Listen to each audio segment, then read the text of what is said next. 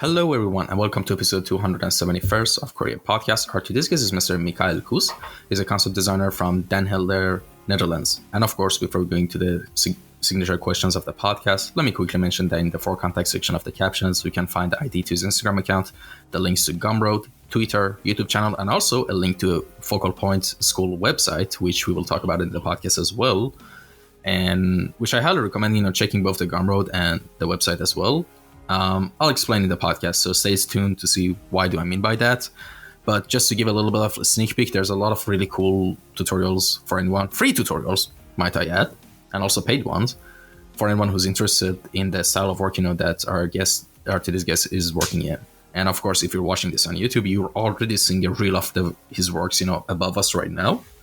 So yeah, I think that's enough, advertisement for that. So I guess if anyone's intrigued, they will check, hopefully. And with that out of the way, how are we doing today? Thank you, Ramtin, first of all, for having me. My pleasure. Yeah, very nice commercial at the beginning. I must also say that my Gumroad is pretty outdated, but you guys are always free to check it out. Very old tutorials. But yeah, still useful to a lot of people. So very nice that you mentioned it. Yeah, I'm doing good. How are you? I'm fine, man. Nice. And yeah, by the way, the Gumroad is pretty interesting. Like, there's a brush set. There's and the things I'm mentioning. Like, the most expensive thing on it is like a $9. I think it was Mech designed the complete pack. By the way, like, it's not a single product. By the way, if you're into Mech, it's three tutorials in one. Yeah.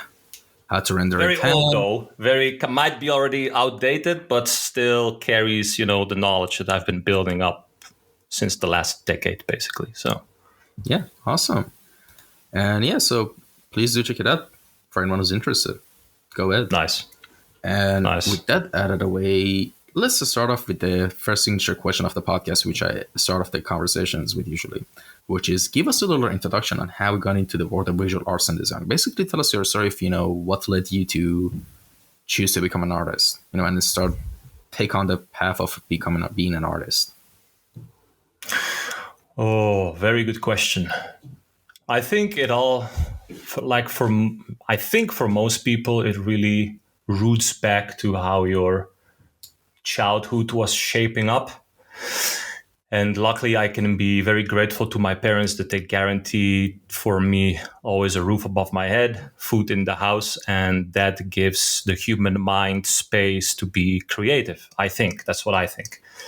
And thus, most of my childhood, I was very, very creative, from observing the world around me, from being interested how my father was always repairing the car. I grew up near a military base, and so where there were shows going on, I would go to these parade showcases of military hardware. And I remember being extremely fascinated by the engineering and machinery, and how, from a young age, I was wondering, how do people come up with that kind of complexity? And why does it look so cool? Do they do it on purpose, that a gun looks that cool, for example, or a helicopter? These were always the creative questions in my head. And that slowly built me up to be passionate about drawing, coming up eventually with my own shapes.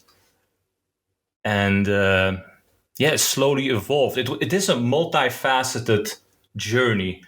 So I've been exposed to my environment. I like being creative. I love playing with Lego. I always loved drawing.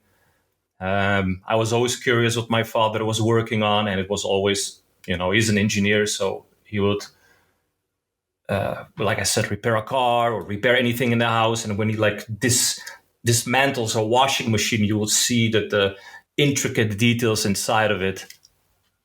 And I was not maybe as interested in being a handyman and, being an engineer, but I was just fascinated by those shapes, basically. Yeah, if I recall it. So it's very nice that you're asking this question, because I'm answering almost myself, because it gives me, again, a chance to formulate it, what I was going through. And of course, I think there are more things, but this will be then at the core, I think. Yeah. So.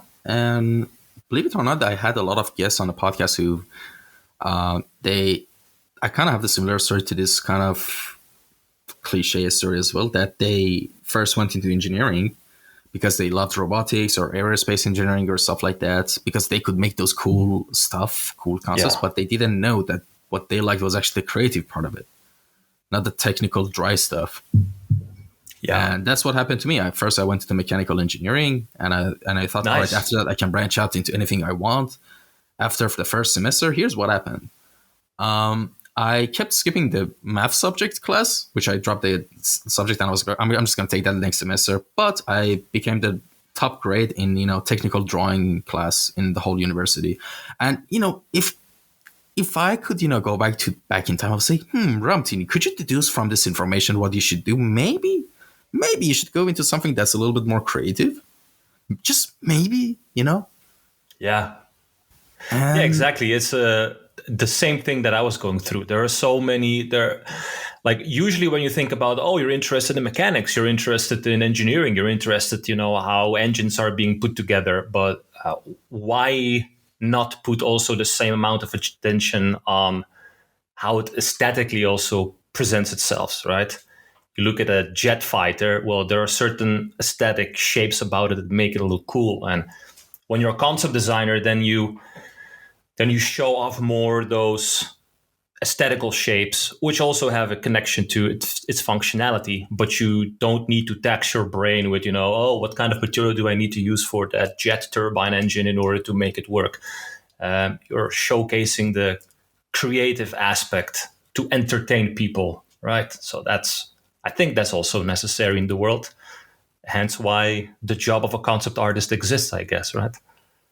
yeah, basically. By the way, are you a concept artist too? No, actually, fun fact, my digital art, story is a bit, wacky, but at some level of that story, I wanted to become an environmental concept artist and just environment and prop concept artist. But when I discovered Blender, I realized that I'm way more talented at 3D than I am at 2D. And by talented, I mean having a lot more fun doing something.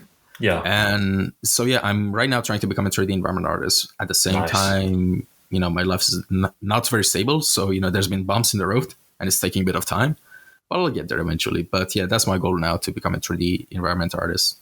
And yeah, but of course, I still love to do design. Like, I really love design, to be honest. Like, in studying design, still sketching, coming up with different designs and stuff. Nice. And like, I'm not just going to be a solely, I don't want to define myself as solely just an environment guy. Just an art guy who mainly wants to specialize at environment. So that's the important time. Not yet in the industry. So yeah, I would love to see your work. Oh, definitely. Yeah. I can show you after the call. Yeah, definitely. Oh, thanks, Nice. man. And yeah, that's about it. And this is actually a really nice segue to something I also want to discuss on the podcast as well. Let's actually do this differently. Like, usually I have an order of questions I ask, in every podcast that I prepare, but let's actually mix it up this time. Sure. I kind of mentioned that I really like design, and stuff like that. Yeah. And the reason I mentioned that is because there's another huge topic that's been looming, that's been the elephant in the room for the past couple of years. It's a really annoying topic called AI. For me personally, maybe for some people it's still fascinating or stuff like that. For me, I like design and art. What I mean by that is, even if I don't, and I've said that multiple times in the podcast in the past couple of years, and I'll say it even in the next couple of years, I don't care if I don't get a job in the industry because of AI or anything else. I'll still do it. I'll still sketch, I'll still design, I'll still explore, because I think I've said this once before, but I had a nightmare once when I was 18, a really bad nightmare. And the only thing and in the nightmare, I was feeling like I was dying. I'm just living off the details, right? And the biggest fear in my mind suddenly popped up. And the only thought that was bold in my head at that moment in that dream was, I haven't expressed myself enough. I don't want to die right now. And that is more valuable than any amount of money that I could make with art. I just want to make sure that I express myself enough that I want, as much as I want in this life. I don't know how long I'm going to live, but I'll try my best to do that. And because of that, I really don't care even if the industry is getting more dystopian, which it is, to be honest. Even though there are glimmers of hope in every sense for every aspect of it, whether it be AI or the layoffs or everything. I mean, all of these are very different subjects, by the way. But all in all, I'll still, keep doing, what I want, and I really don't care about that. And actually, really fun fact: I've checked your Twitter, and you posted something that you mentioned. I think it was from 10 days ago, like 2 weeks ago. AI. Some of us claim it is just a tool. Others claim it's giving up on your own consciousness. I think creativity should be exclusive to the human mind. Change my mind in the comments. Now, some of the comments were, and the responses were really interesting. But before I go into the comments and the responses, I want you to basically we want to hear from you your thoughts on it. Now that's been a couple of weeks after the tweet. Yeah, very interesting. Also, what you said in your dreams that, oh, I don't want to die right now because I didn't feel like I didn't express myself enough yet. That is something that is definitely triggering chills down the spine. And isn't that beautiful that our existence is about expressing ourselves, right? In And any I form? really think that part of our humanity is to be creative. Sorry, you wanted to say something? I think. No. I just said, No? in any form, I just added Yeah. something. So, yeah, that is. Luckily, I didn't have nightmares like that. Man, soon maybe I might be, but as of now, no. I'm also similar to you that when I see on Twitter people being right now, most of them, our artist community I'm talking about, I'm not talking about all Twitter or X or whatever it is called right now. We are fueled a little bit with negative energy, I think, because of this rise of AI generated images. And I completely understand that. I have that emotion as well. But I don't want to be the guy that complains about it, but look for gaps and features of our human mind that the AI doesn't have or perhaps never will. Because what is the AI doing as of now? Well, first of all, I don't think it's a great designer now. It makes beautiful, over detailed images. And when you look closely, the design philosophy across the image doesn't hold up very well. And I think overall that, yeah, it is. If we don't put the regulation on top of it, and if we don't, regulate it accordingly, then I think we are giving up on our consciousness. Also, there is the moral flexibility, I guess. I guess certain people apply some moral flexibility when they are using AI, because I don't think that any AI tool right now is using, like, it's scraping the artworks from somewhere, right? And I don't think that it is using the database from artworks that the authors originally gave consent to be used. There are some softwares like Viscom that claim that, oh, it's, based only from database that artists gave consent of. Well, okay, that might as well be true, maybe, but I really don't think so. I really doubt it. I think they are basically lying. That's what I think. Because in the end, I am a concept designer, and I'm not claiming to be the best one or something, but I think the chance would be big that some of these companies would approach me and ask for permission. But even if not, I know a lot of people in the concept design industry that are also concept artists.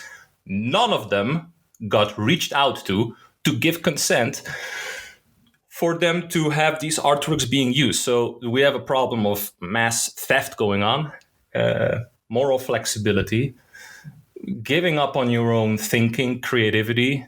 And I think that over time has the risk of numbing our consciousness.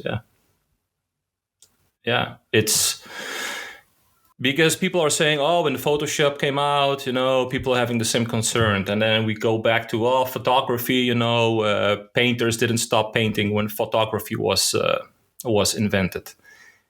Yes, I also understand it.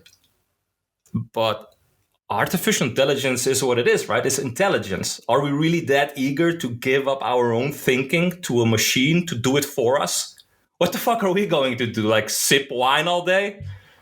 I don't know, man. It's I don't know the future, and I don't want to pretend as if I know everything.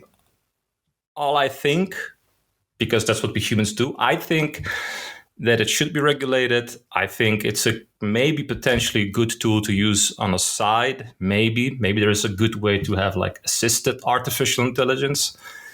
But in the end, I think human thinking and creativity is something beautiful, and we should cherish that for as long as we can.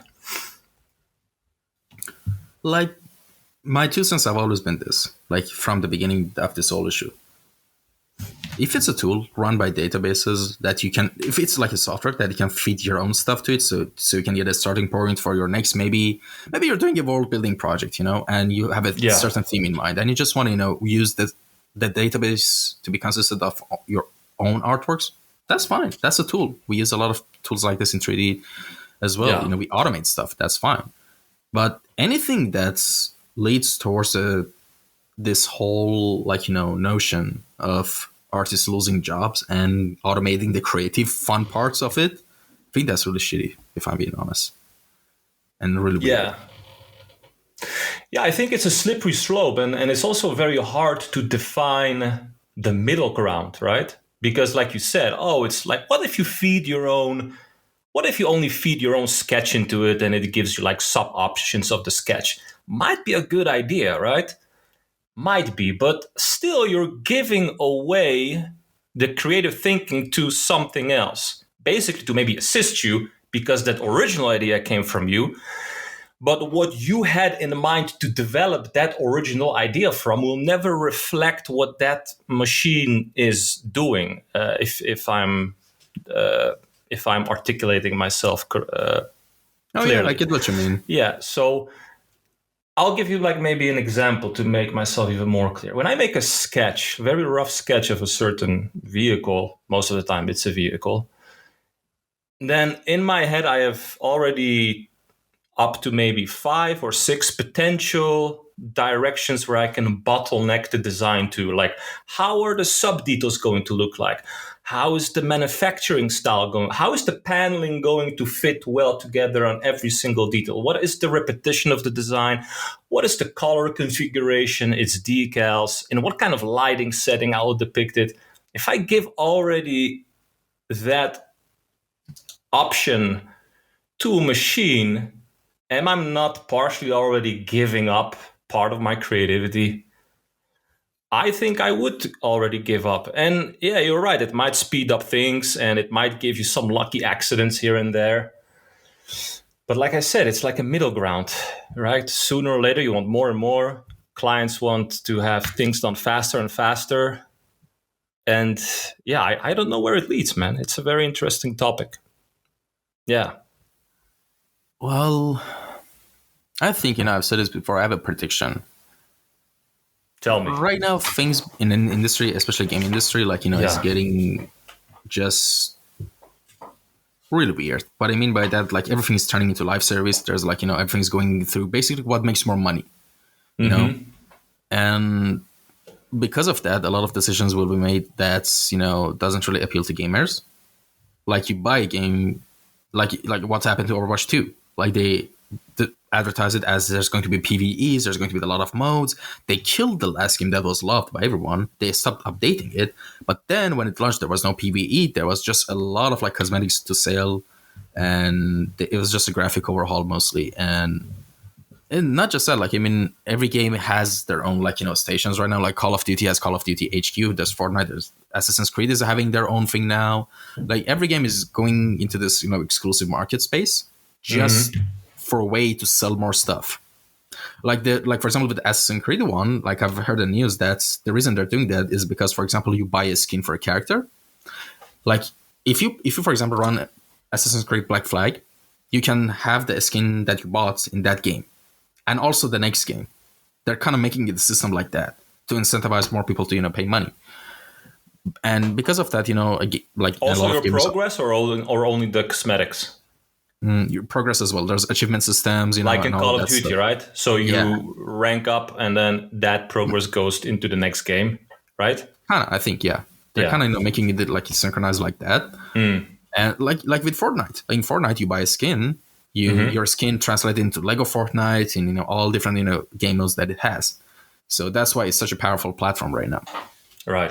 and is making a lot of money. Like I think like 40% or half of like revenue from Steam was from Fortnite. I think I saw a report somewhere.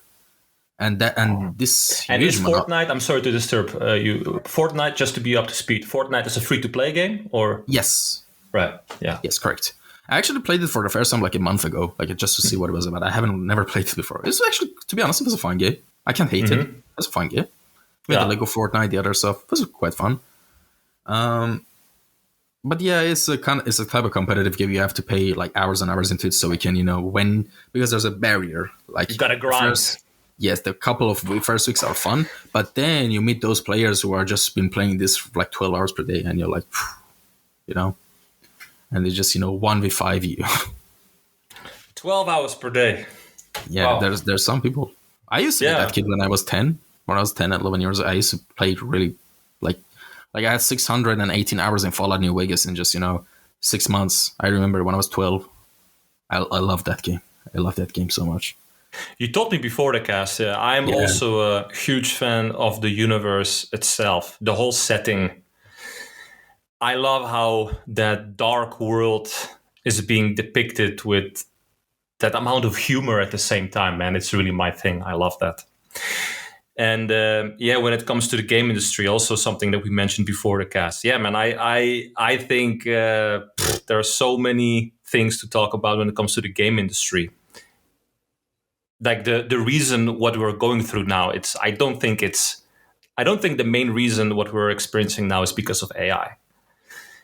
Like I told you, I think before the cast, and now for everybody to know, is I think that the tech has been just stagnating. It's being kept on one level almost. Like you compare a game from 10 years ago almost, and it just holds up.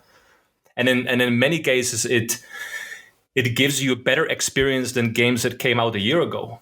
Take, for example, The Witcher 3. Now with that next-gen patch that came last year ago, man, I start up that game and I'm immersed right back into the world of Witcher. And it gives me still a better experience than most of the games that it can give it today. Now, my opinion on the matter might be limited because I don't play that many games. I didn't play any of the latest Assassin's Creed and comparable RPGs. But I am up to speed when it comes to tech. I watch videos, so I know what is going on because I work in the game industry. Oh man, when I play The Witcher, the audio, the animations, the lighting, the art that is involved in every single prop, every single interior of like you enter a random shack in a forest in The Witcher and it is so nicely put together, thought out, beautiful. And then you look at similar games and you see how hasty it has been put together, just like you said, for that quick buck. What is earning the biggest amount of money? And then comes the next question, is to not only to blame it on the game industry itself, but the other problem that I think we are experiencing is that gamers are very demanding, right? They say like, oh, I'm not going to pay $60 for, well, hold on. Are you saying that you're not ready to pay $60 for a virtual world, basically, right? Because games, that's what the games have become. They've become virtual worlds. Like you said, people are ready to spend 12 hours a day in it, man. That's crazy. And so 10 years ago, 20 years ago, we didn't have the same amount of people necessary, the same amount of skill necessary to put out a game, right? You look at an old game like Rune. I don't know, I played Rune, was this mod from Unreal Tournament, if I'm not mistaken, and they made like a Viking melee combat game out of it. Very cool. Well, you compare that tech to what we can do now, and you see that increasingly, year from year, like we had like a very steep increase in tech. So the amount of money, obviously, that you have to spend to make a good game has been increasing by a lot. Whereas the demand from the client, gamers, has been always $60, no more than $60, right? And it was in Europe, 50 euros all the time. So in order to upkeep that, okay, we cannot do more than 50 euros because everyone is going to freak out. They started to implement, expansion packs. And later, after expansion packs, like you said, became the pay to win, the cosmetics, the loot boxes, in order to, on top of that 50 euros, to get back at, earning back that money that has been spent on voice actors, good animators, texture artists, concept artists, etc., etc. And then also the third reason why I think our game industry is suffering right now, because we experienced a boom in the early 2000s. Like you compare a game from the year 1999 and 2007. That's 8 years. In 1999, you had shitty 3D graphics. Certain RTS games were still like 2D, right? And then you go 8 years in the future and you have games like Crysis, like holy shit. So people were thinking, what is going to be possible in the next 8 years? So what happens is like investors, right? Investors with money. So they dump all the money. It's like, yeah, just I'll give you the money and you deliver. So the people that ended up on top, not knowing anything about art and the production pipeline, they just thought if we just dump all the money, they're going to make, leaps forward, milestone after milestone.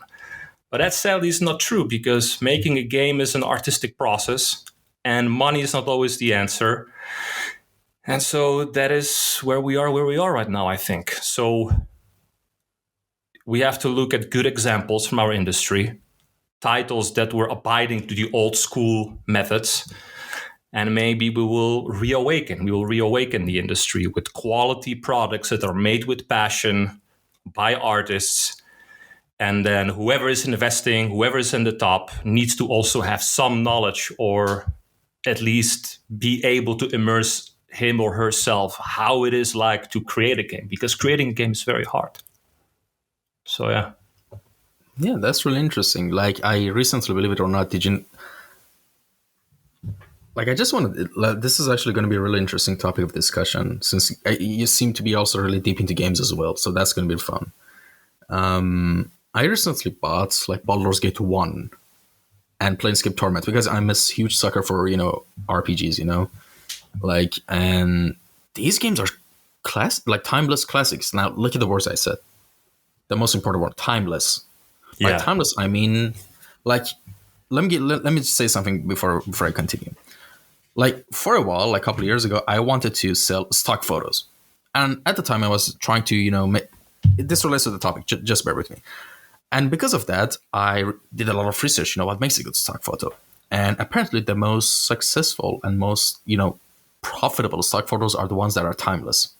Like, for example, a couple of examples like that I saw in the YouTube video I was watching was a picture of a baby. It's timeless. Why? Because in 100 years, when they type baby, that's a good example of a photo, Nice. And just, you get the point that I'm trying to make. Like, this kind of concept can be translated into games as well. Like, for example, I recently played and finished the Mirror's Edge Catalyst, the second one from 2016. Very good environments, very simple. And I thought I would get bored of the game, because it didn't have much mechanics. It was only like 5-6 enemy types, and I thought actually I'd be really bored of it. But it was just so fun to play and move around. They nailed the atmosphere perfectly. And the reason for that, I think, it was because there's a factor in video games. I don't know how to exactly define or formulate it, but I like to call it immersiveness. In my own personal definition, of course, some people have defined immersiveness some way else. But to me, immersiveness is when you actually can get invested into the game without you realizing. Like the times I experienced that was like games like, for example, Machinarium is a good example. Have you played that? It's a game from 2009. It's like you play as a little robot, point and click adventure game, puzzles, amazing world building, amazing art, like really cute, funny story. Like, another game is Disco Elysium. This is a huge, extremely, amazing game. It's my top 5 of all time. Yeah. Fallout New Vegas, they all nailed this, because, for example, sure, New Vegas right now, I wouldn't actually, even though I'm a huge fan, I wouldn't call it a complete classic, because of the fact that, it's still, gameplay wise, you can fix it with mods, but I wouldn't call it like it timeless, if I have to be completely honest. Okay. But why? Why? Because when you compare it to the games right now, or even not games right now, any games at its time, the movements, I don't know, a lot of gameplay mechanics are too simple, and it's not engaging. But what engages you is actually the story and the writing. So the gameplay is kind of secondary to the whole, machine of the game, in my opinion. Even though I'm a huge fan of it, I replayed it more than 20 times. I would still, if I have to be brutal honest, I would still say that. But it can easily be fixed with mods. I mean, come on. But still, I think that game nailed the immersiveness for me as well, because of the writing, the world building, everything fit together very well. You know, like there are Yes. games like, for example, there's a recent example I could give is Sea of Stars, is a indie game that's beautiful indie game, amazing art, music, just perfect all around fun game. But one main criticism I have of it is that the gameplay gets really repetitive and boring, and at some points you just want to force through the fights just so you could further the story, which actually is a huge weakness of it. Like, I mean, don't get me wrong, it's a huge, really fun game to play. If you want, go ahead, buy it. Like, the art and music itself is just top notch. It's really lovely. I have the soundtrack of it in my Spotify playlist even, Nice. And So good music, good story, gameplay repetitive. yes, so they nailed the vibe, but because of the gameplay, it kind of lacks a little bit. It removes the playability a little bit for me. And so it's a really delicate balance to hit all these spots together when you're making game. And I mean, it also depends on the demographic you're trying to start targeting as well. The demographic that Sea of Stars, for example, was targeting was who were kids in the 90s, and they had this nostalgia and reminiscence of the pixel art games from the 90s, and they were the main demographics, if I'm not mistaken. And they've said it, I think, a bunch of times. And aside from that, what's lacking in today's games is the lack of love and passion to make those games immersive. Every game is just getting copy pasted, like Call of Duty, like I don't know, some Assassin's Creed. I don't know. I hope they make a bounce back. I hope they bounce back the franchise. I haven't played all the games, but I'm checking the news, and I don't know. Just I wish things could go back to when games were just built by developers who were doing it for fun, because the industry wasn't that big like 20 years ago.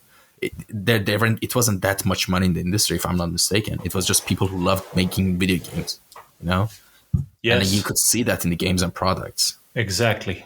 But now it's just a rat race just to get a position, barely, Yeah. And that's the stagnating point. Like, imagine going back to 2007 and you play a game like Crisis, right? And then you're like, oh, let's fire up, a game that is 8 years older. And then you fire up a game like Rune, like I just gave as an example.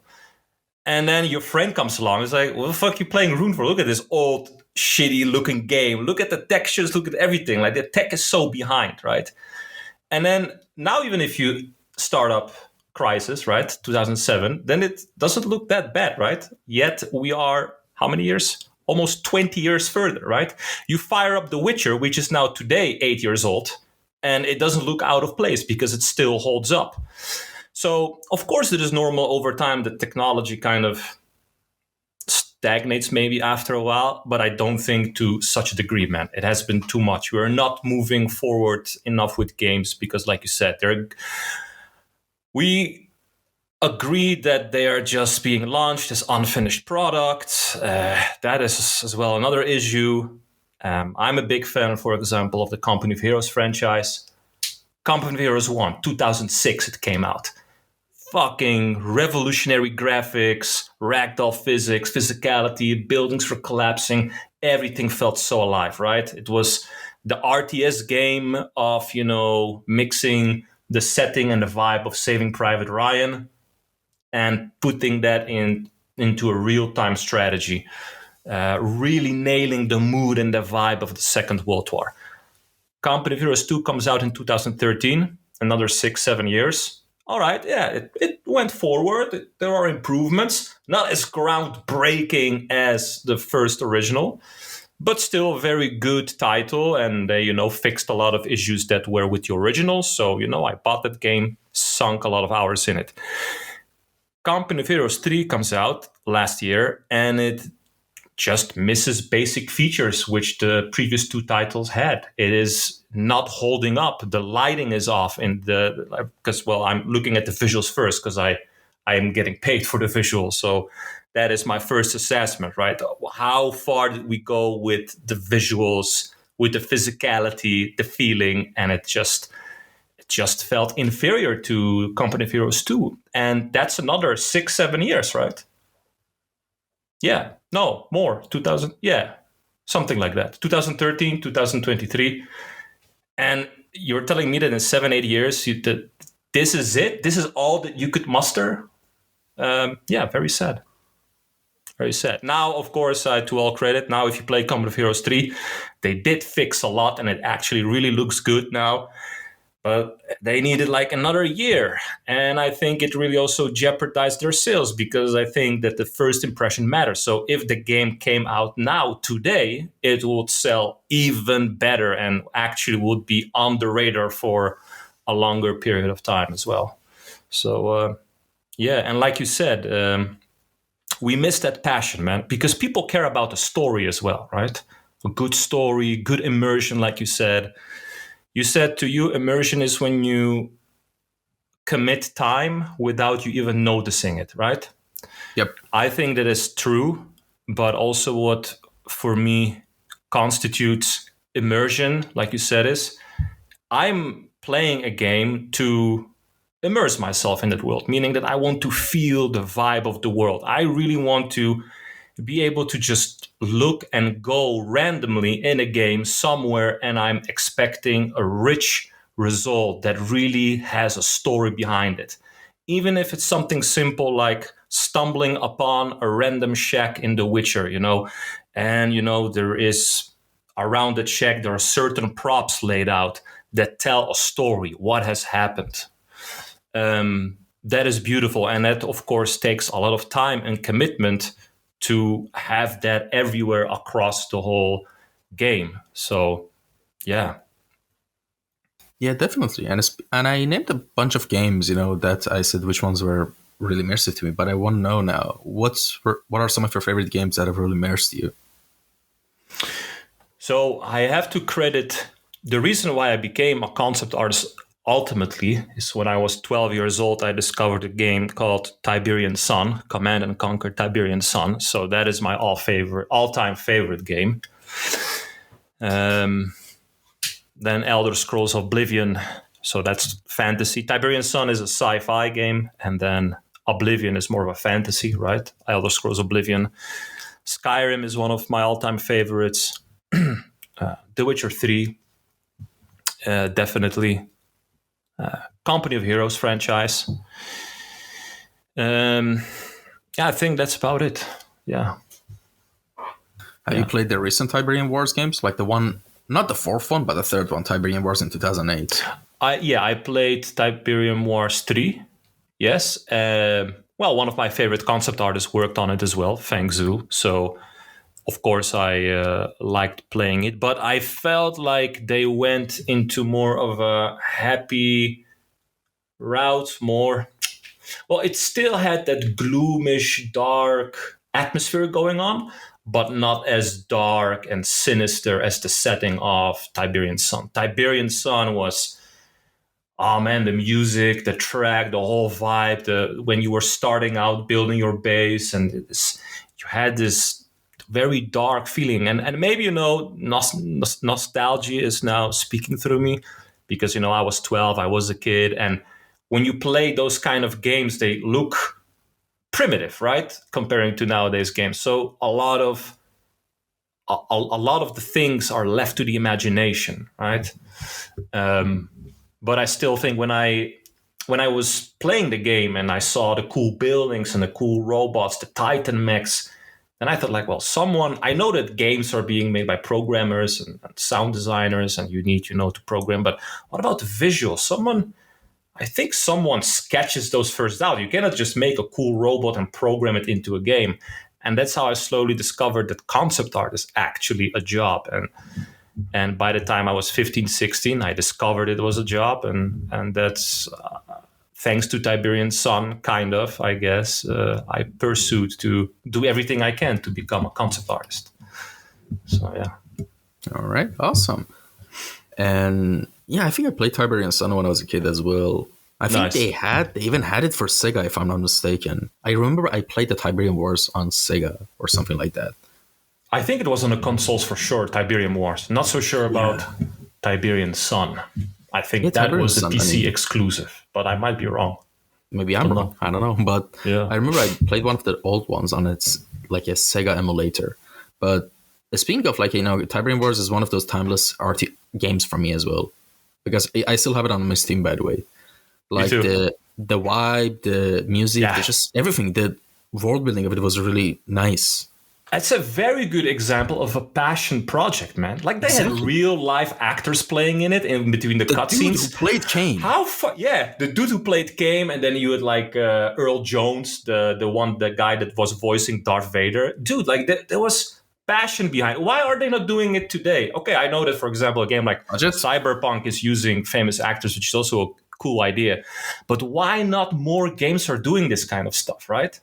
It was kind of cheesy and it might be like, oh, some overacting, but man, I felt immersed in it. Like after a mission, you get this real-time actor telling in front of you like, all right, you did well on the mission, although despite of your success, we're being attacked from the other flank. I need you and your forces to gather your strength and get ready, because this will be the hardest task. So every mission was like a harder task, and that actor in front of the camera was able to like really immerse you in that. Whereas other games, they had like an animated face talking Yeah. to you, which Motion not capture. always captured the essence of the immersion, right? That we talked about. So yeah, Yeah, man. definitely. And I'm gonna just draw. I mean, I don't think it's a good like comparison, but all right, let me just say it. I'm gonna compare like two games I recently checked. One of them I didn't play. One of them I just saw the reviews and I just stopped. Apparently, the first ever quadruple A game, and I have two words for anyone who's listening: is Skull and Bones. Which let's just say that Assassin's Creed Black Flag from 2003 did a much better job at presenting and emulating that pirate life more, being a pirate than Is that a this 2003 game? 2013. Oh, 13. Yeah. Okay. Yeah, Sorry. of course. Yeah. And like for its time, it was amazing. Like 2013, what a crazy year! Far Cry 3, I think. Yeah. Assassin's Creed, like these were insane classic games, like games that even right now you can still play and enjoy regardless of How the water is moving it's just the gameplay, the vibe, the atmosphere. As I keep saying this word, the immersiveness for Far Cry 3 was amazing, just insane. And actually, I recently bought something else. Some of the on Steam. By the way, I'm not sponsored by anything I mentioned. By the way, so if you buy anything, I'm not getting any cent. On Steam, there you can buy the Sega emulator software. Then after that, you can buy Sega games. And the funny thing is, when you go into the emulator software, the games you buy will come into a shelf like a 3D model. It's kind of an interesting concept. Nice. And yeah, and I bought a couple of games I used to play on Sega when I was a kid. One of them was Fatal Labyrinth. This was like a top-down, old RPG from like 1991, 1989. And it was still so fun. And it isn't because of nostalgia. The game was actually fun. Or there was another game, Bonanza Bros. I think it was. So that's an example of a old game that you never played as a kid. You No, mean, right? I played as a kid. Oh, you played as a kid. Okay. But it still holds up. And I'm sure people will point out as it's bias, it's not nostalgia and all that stuff. But if just go check the games. Like why Sonic 1 or the old Streets of Rage on Sega still holds up. They still fun games to play. It's not nostalgia. Yeah. It's like the formula was right. The technology was limited, and because of that, they had to get creative about every single thing. Yeah. That's the point. We have too much technology, but not enough, passion into games. We don't use the technology optimally, I think. Look at for how long Unreal Engine is being out, and it has so much potential. No big studios want to use it because they don't want to share their money with Epic Games. They want to sink in countless amounts of cash into their own engine, which often doesn't work or is too old to handle certain things. And that's where you end up with the stagnation of technology, right? And just to go back to your point, what you said, people might say that, we're just old and we're nostalgic. But man, there's something about old games that nowadays we don't have. Do you remember that games were sold as games? Not a fucking boring key that you get in a box. No, a game was a game. You got like a book sometimes and a map, and you had CDs, and it was like in a box, and you could put it on a shelf. There was this physical contact with it. Now it's just you can buy a special edition. Yeah, there you go, a box. Yeah, keychain, there you go. CD key, install it, download. yeah, I do miss that physicality. You know, when I was buying Tiberian Sun, I was buying the game. I bought it in a box. I was unwrapping it. There were some documents, right? Installation guides and the CDs, and it's so cool, man. We don't have it anymore. We don't have that. Yeah, the passion is Yeah. lacking, I guess. In the end, that's what we're getting back to, I guess, right? Yeah, but I mean, you have to understand, most markets, at the time, when these stuff were happening, that was a culture. And at the time, we were much younger, and mostly game industry appeals to the younger audience mostly, right? But I mean, You are right. Yeah. to be fair, it's a very young industry as well. Maybe they pick up on the trends that, hey, maybe we should get back to some of the classic things we used to do to get the, I don't know, people who are in their 30s and 40s, and those demographics money. Maybe they did do something like that, because that could happen actually, because it's such a young industry. But right now, The like old most nerds. Yeah. yeah, Yeah. like most kids right now are like, been raised on tablets and, played games, like they grew up on games like Fortnite, Minecraft, Roblox and stuff like that. They used to get their mom's or dad's credit card and pay the games online. And it's like normal for them to not have the physical copies of games. They don't understand that or don't feel that. They're not from You the are same right. generation. Yeah. See, it is very easy to only see one side of the spectrum. Yeah. Because, I'm getting older, I'm almost 40. So, yeah, of course, I'm yearning back, maybe even on an unconscious level, I'm yearning back to, how the industry's supposed to be. But yeah, it's normal that it evolves. But I still think that, well, I'm an active contributor to the game industry. And I think that somehow we are losing a little bit of the passion. Like you said, it's more about, the quick buck, right? To earn as much money as you can. Every year a new Call of Duty, which in all fairness could just be a new map pack. Right? So yeah. But hey, Yeah. overall, I think some recent titles are very cool. I think that, for example, Cyberpunk also, I heard, I never played it, but I heard that it redeemed itself with a solid Absolutely expansion should. pack. And they actually, delivered on the promises that were made. So that's great. That's awesome. And there are also definitely some positive things that I hope that all the massive layoffs that we are experiencing right now will somehow straighten themselves back to to back to health, because I think every business, every branch, it's never smooth uphill. It's up and down, up and down. It's also what life is all about, right? So Yeah. And speaking of Cyberpunk, I actually like two AAA games that I played that were just absolutely amazing this past year. Actually, let me make it three. This past in 2023, I played three AAA games that were absolutely on my top 10 of all time right now. One is Guardians of Galaxy game from 2021, by I think it's Montreal, if I'm not mistaken. Just just a labor of love. That's how I can describe it. If nice. you're into Guardians of Galaxy or I am not, but sci-fi, like you'll love it. The writing, it's everything was good to perfect. hear. Yeah, it's good to hear that there are titles that are committed, like you said. Yeah, Cyberpunk, I played it for the first time. I actually accidentally I saw like there was a deal with the DLC combo on Steam, and it was a lot affordable, and I bought it. And nice. Oh my god, it was one of the juiciest AAA games I've ever played. Nice. Like, it's insane. It's actually mega project. Yeah. It's again an example that you're buying access to a virtual world, man. It's not a game anymore. You cannot call it just a game. It's like, oh, I'm going to just shoot some robots or something. No, you have a character, you make choices, they give you all that stuff, they give you an whole city to explore. It's crazy, man. So that's why I would be like, okay, I might be biased because I'm in the game industry and I want people to keep on playing games and keep on buying them. But if the new standard default price is $80, then so be it. And then as studios, then they don't have to do this, loot boxes, pay to win, release before being ready. Just accept that, okay, the industry is going forward. The expenses are going up when it comes to creating such games. Standard default price from 60 to 80. Maybe that will be a good solution. I don't know. It's, yeah. I think there needs to be understanding from both sides, the developers and the client, right? I think that the developers, the the executives, so to speak, they have to immerse themselves more what the creative side is going through in order to deliver quality, so that the management is able to, understand that, okay, let's really release it when it's ready and acceptable. And then eventually we'll get our monies back. And the client on the other end, I think, has to understand that games are really, most of the time as of now, virtual worlds, right?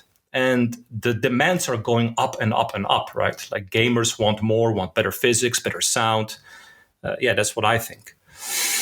And to pay for the last 20 years to have an accepted amount of $60. Oh, I'm not going to pay. It's not worth my $60, Well, but let's be honest, right? We also have inflation. The development costs are going up. Compare even, a game like The Witcher 3 with something from 20 years ago. Is it really fair to ask always the same amount of money if games are going, into this amount of technological and creative, that much of a creative and technological process, right? So, yeah. Actually, I saw like a YouTube video that it was explaining about. I watch a lot of video essays, by the way, on YouTube. I love that genre of YouTube where people talk for hours and hours about a certain niche topic.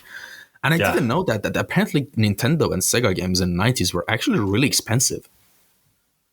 Like, I'm not sure, don't quote me on it, I'm not sure, but I think from what it said on the video, it was like $100, $120 per game cartridge. Is that correct? I might be wrong after all. Fuck.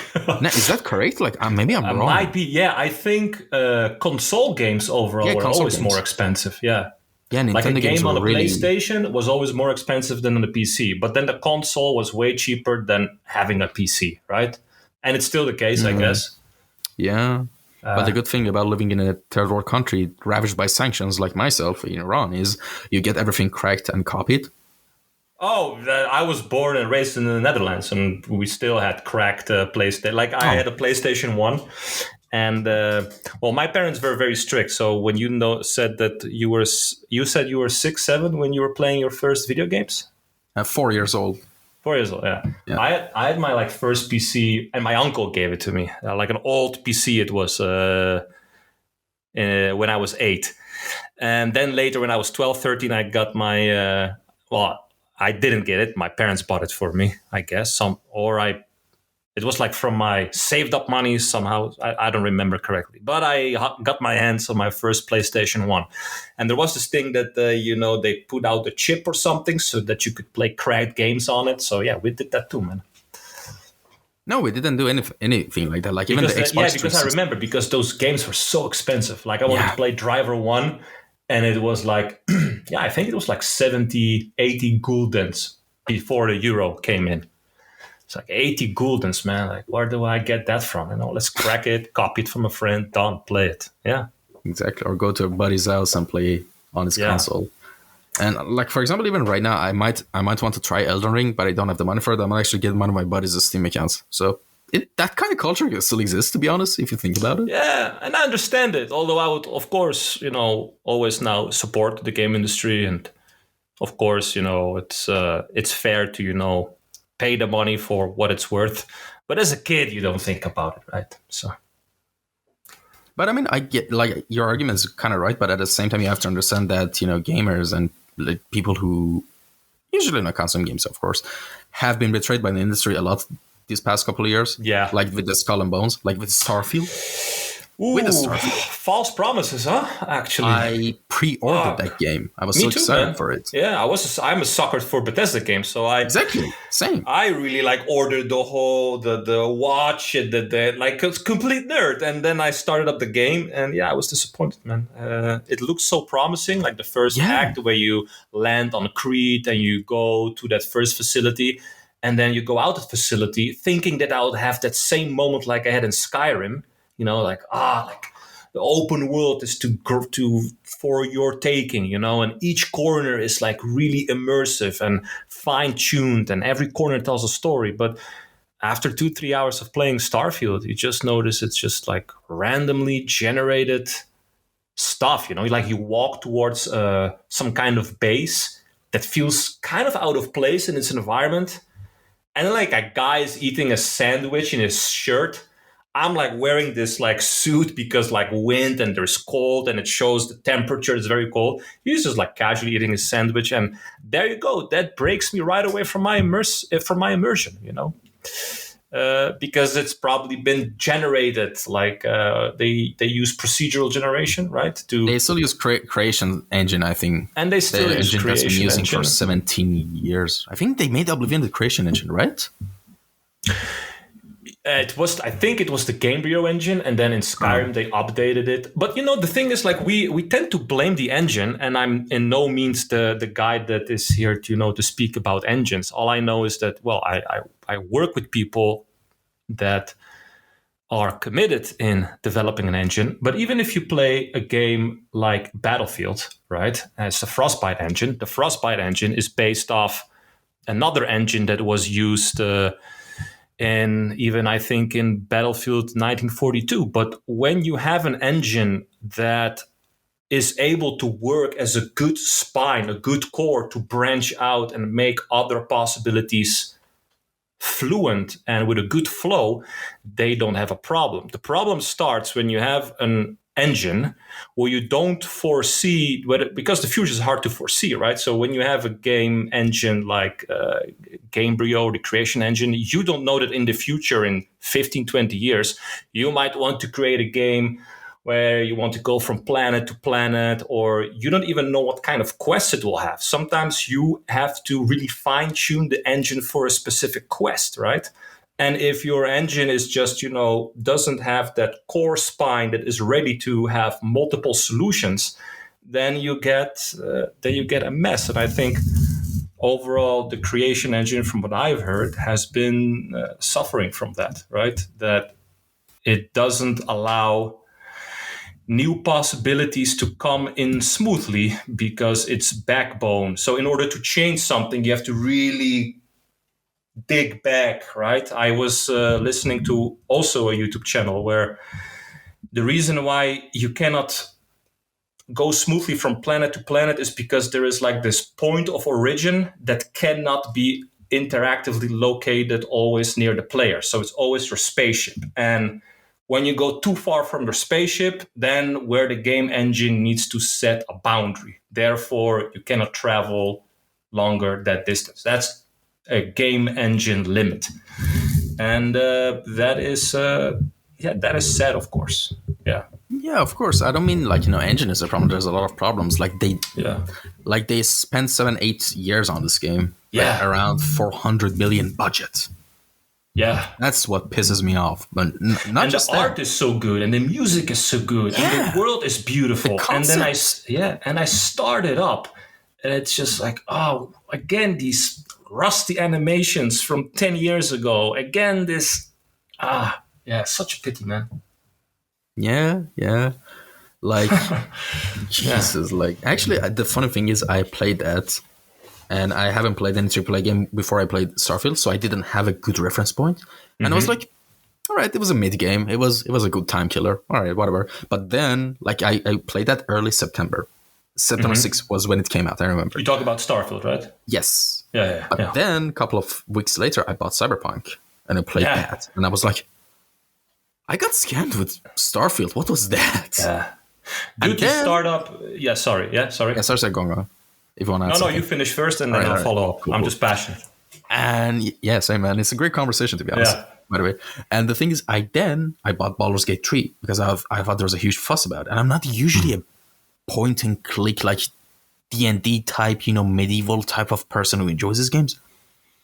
It's in my top 3 of all time. And I think everyone is so annoyed by me saying Baldur's Gate 3 and these games I mentioned in every episode. But trust me, there's a reason I'm so passionate about them. Like, I'm just gonna say, amazing game. It's the highest level of standard I've seen in a game in my whole life. Baldur's Gate 3. Nice. I have to try it because I only heard good things about it. And I don't think people will be annoyed when you come across as genuine and passionate, man. So don't worry about it. What I wanted to say is that you were comparing Starfield and Cyberpunk, and that you felt scammed with Starfield. Yep. And you might be true, but try to play, for example, Starfield, and then fire up something from 8 years ago, like The Witcher, and you will be feeling scammed even more because True. how is it possible that we are so stuck in technology? You play a title from a year ago, Starfield, and then you start up The Witcher, and it's just so much better, right? So much better. Try to do that back in 2007 when you play Crysis, and then someone comes across and says, "Oh yeah, Crysis is cool, but I know something from 7 years ago that's better." Not possible. So we are really we are in a stagnation point. So that is my main point. I don't want to. Overall, I think the game industry is something beautiful. We need to get back more to the artistic roots, more towards passion, and I think we will be right back at our track. I'm speaking both from a consumer endpoint because, I like playing games when the time allows, but I love contributing to them as well because I actively work in the industry. So I can say that I've been noticing changes and certain pushes and certain opportunities that I also sometimes as a concept artist don't have because everyone is like time, go, faster, because it needs to be released yesterday, right? So, yeah. Yeah, like the industry right now, like most industries, like it's just huge, like competitions with they're from between different mega corporations and companies who are major shareholders in most studios and companies, and that's why games are dropping off, like in terms of quality, because they have to appease to the investors, and that's the main problem. But you might say, well, do you blame them? They need money to survive for the company to survive and stay afloat. Absolutely right. In this like current, I don't blame them. Yeah, I don't blame them, and I'm not going to, like the saying goes, shit in my own nest. I love the game industry. I love working with big studios, small studios, and I hope that will not change anytime soon because overall, I'm having a great time as a concept designer, working for all kinds of projects, and I'm always flattered to be invited on board to contribute with my skill set that I have for a certain project. So yeah, awesome, man. And cool. There's so much more to talk about this topic, but for now, let's move on to the next discussion. Good flow, man. Thank you again for this conversation. Yeah, awesome, man. And it was an immersive conversation. I didn't even feel like how time passed. It's like 1 hour and 2 minutes. Like, see, good point. No immersion. Yeah. All right. So the next point I want to ask you is: were you originally in the beginning of the podcast we talked about your origin story, what led you to become an artist? But I want to ask you something in extension to that, which is: were you originally deciding to study art and design from the beginning, or you're pursuing something else? And in the back of your head, I was like, I'm gonna have art on the side. I'm just gonna pick a safer route in life, or just how was it for you? Yeah, that's again a very good question, which can be answered in a multifaceted way. Let's answer it very short, and then if you're interested in a longer version, we can expand it. I always prefer the longer version as much as you want. Briefly said, so let's put it briefly. At first, I wanted to go to the army because I was fascinated by the equipment. Like I could see how technology was always up the front in the military. The coolest engines, the coolest gear, the coolest equipment. I always saw that being employed in the army, right? And like I said, as a kid, there were I grew up near a Navy base, and a lot of my friends, basically still from my hometown, they ended up with the military. Some of them are with the Marines. The Koninklijke Marine is the elite unit from the Dutch Navy. So that's pretty cool. Always kind of wanted to be part of that as well somewhere. But yeah, drawing was always a bigger passion. And like I said, I wanted to join the army first. Then I wanted to be a combat engineer. So, someone that, has a little bit of combat experience, but then, I'll be like working with machines and maybe repairing equipment on the front lines or behind the front lines. Then, of course, my parents coming from the Soviet Union, they didn't see it being very tenable for me to become a concept artist. They didn't know what it actually was. Like, what, you think that you can be, draw stuff or movies like Star Wars? No, you gotta be living in the USA, and here you have a normal life. Pursue something normal, and you can just draw always on the side, right? Be safe, secure your future. So that's what I did. I followed it at 16 years of age. After high school, I went for a bachelor's degree. It's actually a little bit below bachelor's degree because the system in Holland is a little bit different. So it was a sub bachelor's degree in IT communication and management. So, I had my fair share of programming, C sharp, programming routers, but not like an interface. Like, they taught me how to program routers with proper code, subnet masking and all that shit. It was super boring, man. Fuck me. That was really not for me. On the side, basically, I was always drawing, not paying attention in class. And then, when I was 16, 17, I was like, I really don't want to become an IT manager or configurator or programmer. I really don't want to go to the army anymore. I will risk it all and try to be a concept artist despite of what my parents are telling me. And don't get me wrong, my parents were always supportive. They just were, they just tried to be realistic at the same time. And they come from a much more darker world setting, so to speak, right? So yeah. Oh yeah. I hope Poland. That answers the question. Yeah, so it does. Yeah, I didn't always want to. Like, deep in my heart, I always wanted to do something with art and design. But it was at the age of 16 that I really thought, like, I'm no matter what, I'm gonna try. At least when I'm like, I thought by myself, at least when I'm like 20 or 24. When I'm that age, at least I know that I tried everything I could. If it doesn't work out, what's the worst that can happen? So I committed all my time and energy. I was very bad at school, barely passed my exams. And I only passed my exams because I had a very cool teacher. So good credits to him. There was this one teacher, and he was teaching programming. And he knew that I was passionate about drawings and design.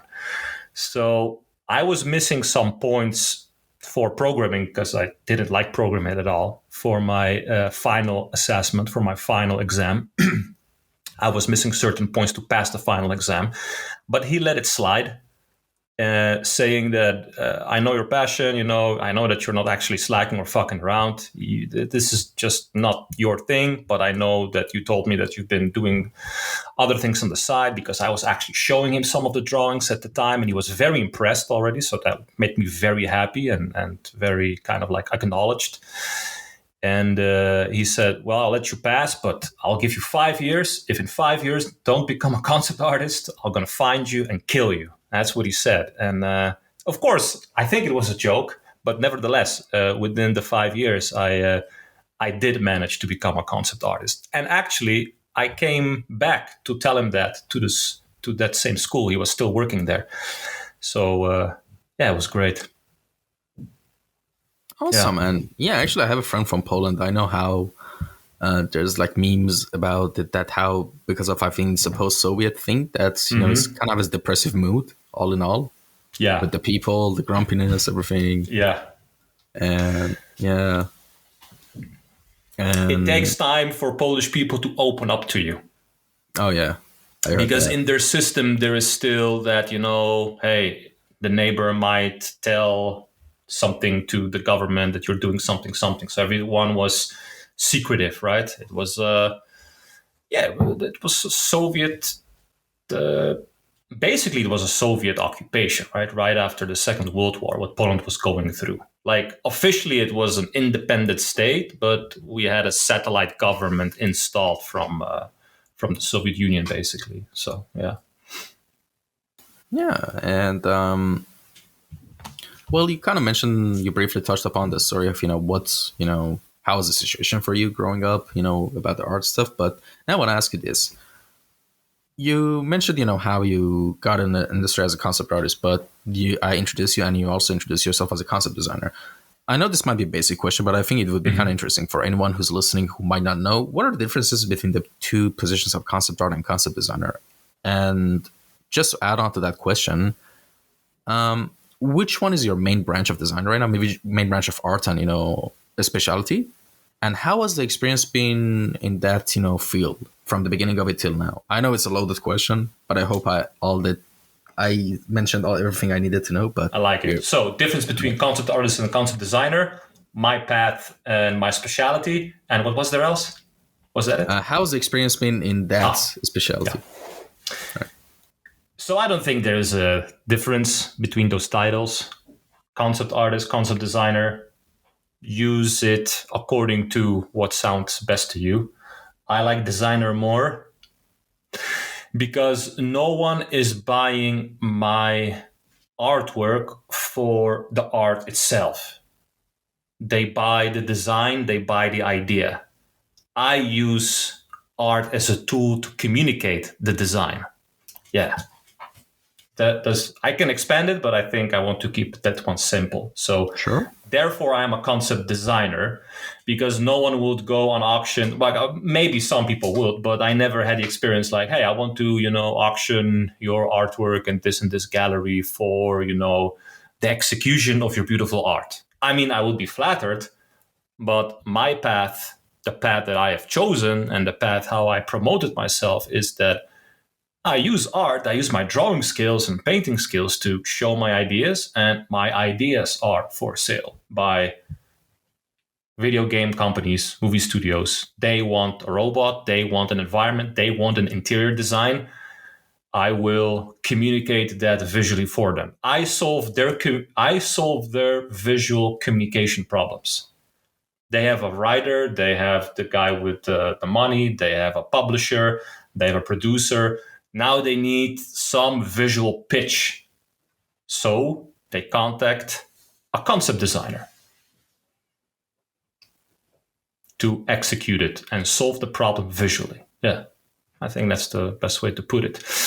And then my specialty is I started off my career very as a generalist because I really believed in that design has a very unified philosophy. So it doesn't matter if you look at a palm tree or a car or an airplane or a rock formation, everything is abiding to that same design philosophy, which we at school also expand profoundly on, because I think design is very hard to teach and very hard to be aware of what a good design is constituted by.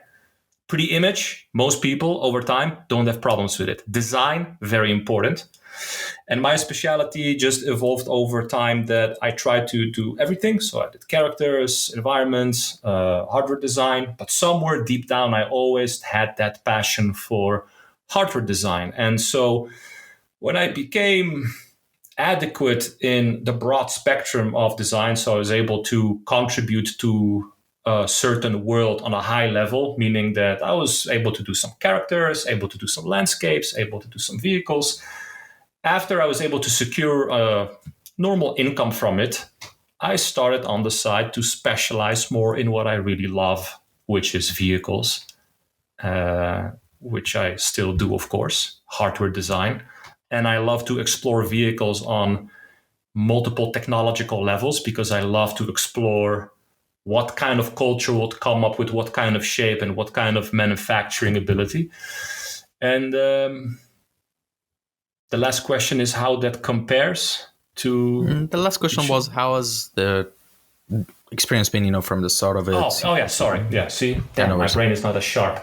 How the experiencing... I think because it's such a creative process, I really enjoy all of them. And funny enough, even though I would believe that I am specializing in hardware the most. And I teach. I feel when I teach hardware design, I feel the most comfortable in it because I know the most about it up to the smallest detail. But funny enough, when it comes to commercial client work, a good 60-70% is still environment concept art and interior concept art. So that's an interesting observation.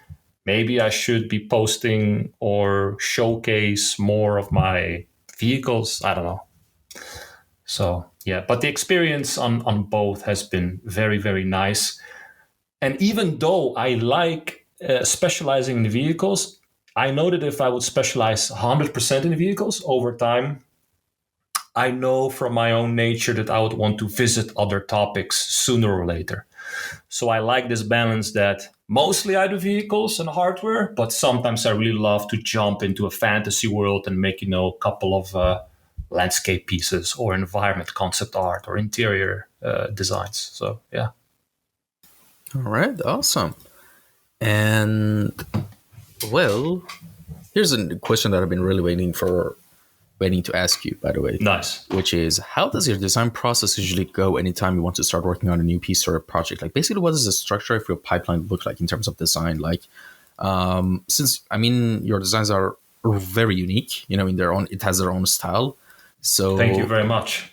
Aside from that, also, if you have any tips or suggestions for anyone who's looking to develop their own style as well, just in general. So we have style development and structure of the pipeline, these two right now.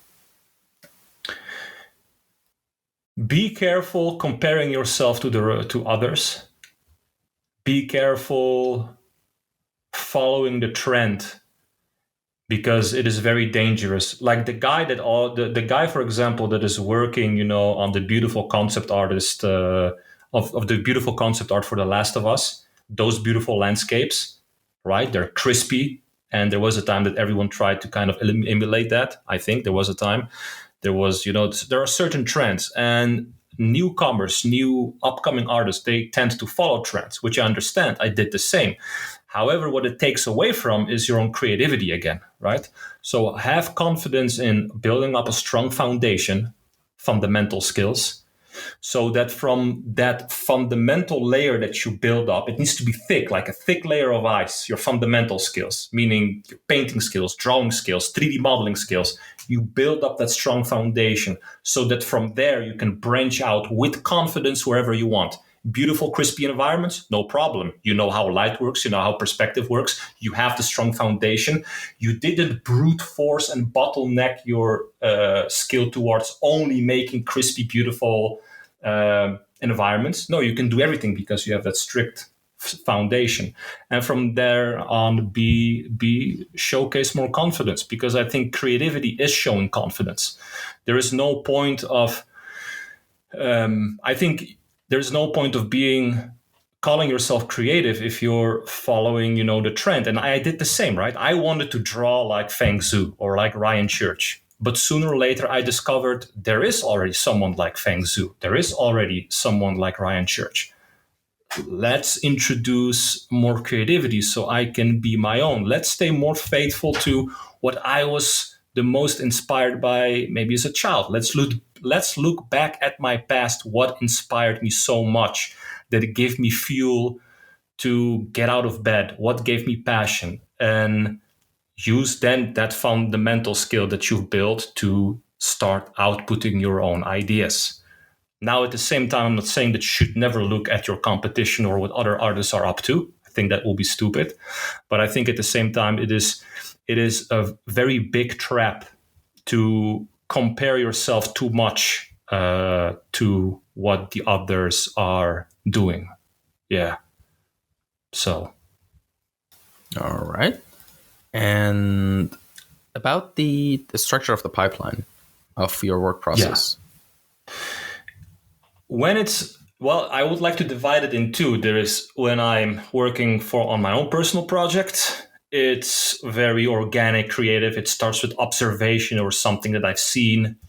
Let's start maybe with the perspective point from when I work for a client, because I think a lot of listeners might be interested, how to effectively work with the client. I think it is very important that you communicate honestly and clearly from the start. You negotiate well so that you always feel well compensated for your efforts. When you're well compensated for your efforts, then the more likely you'll be able to commit the amount of creativity and energy that you might not have if you feel like, oh, maybe I should have said $2,000 instead of 1,500, maybe, and that automatically takes in creative energy, right? It takes away energy that you might as well fully be spending on creative, so on your creative solution. So when you negotiate well and you feel confident and you feel comfortable for your recompensation, then you have a lot of room left for your creative process. So that is then the foundation layer. My production pipeline goes as follows. When it comes to vehicles, I like to always start in 2D, very open for my sketches are at first very open for reinterpretation, 5 to 10 loose sketches that really put the general direction towards a certain concept, vehicle. I talk about that with my client. We go then make 3 or 4 sketches that are then bottlenecking the direction towards the demands.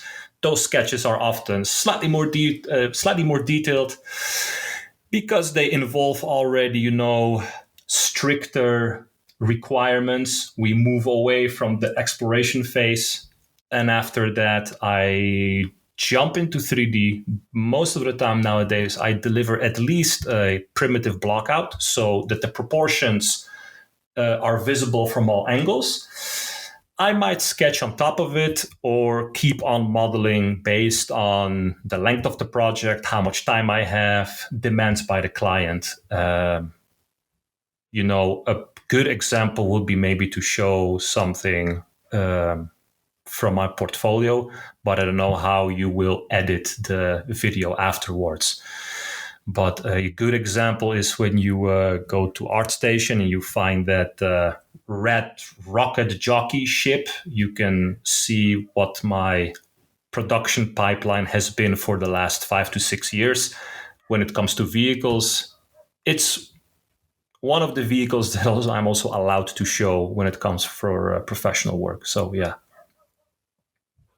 Red Rocket Jockey, is it an old upload It's like, or is it if you want, I can I, is there a chat window here? I might no, there's no send screen you, share. No. I'll add it. All right, you know what? I'll add it to the reel, definitely above us, multiple times, so people can know.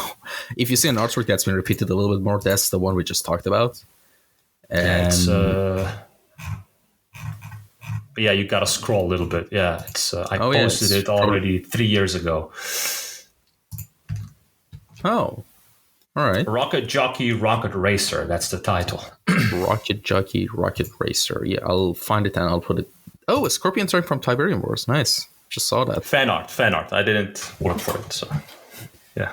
Oh, I found it. I found the Rocket Racer. Yeah. Yeah. It's the artwork that's the cover of your art session as well. Exactly. Yeah. All right, I'll put all the details of it in the reel. Definitely. Yeah. It's actually a good example because like the client was very the client was very understanding. It was very easy to work with. Good, strong communication. Very good example. And when you keep scrolling down, you can see how I went from the rough sketches. There are like 5 or 6 of them. 3D blockout, a couple of sketches, a couple of overdrawings on top of the model, and then final render. Right. So it's a good, solid example, I think. All right. And that takes usually, because I think I've got this question a lot, how much time does it take? It's roughly between 5 to 10 days of work, right? So, yeah. Right. Awesome. And, all right. I want to now ask you, we talked about your design process, but I want to ask you something kind of a little bit different, which isn't the same vein of design. What are some of your pet peeves when it comes to mech and just, airship and spaceship design when it's in media, in just entertainment media that you see? Like, what are some of the things that really piss you off, like as someone who's really into hard surface and stuff, when you see people do or cliche or tropes that you think should be removed? Is there any particular?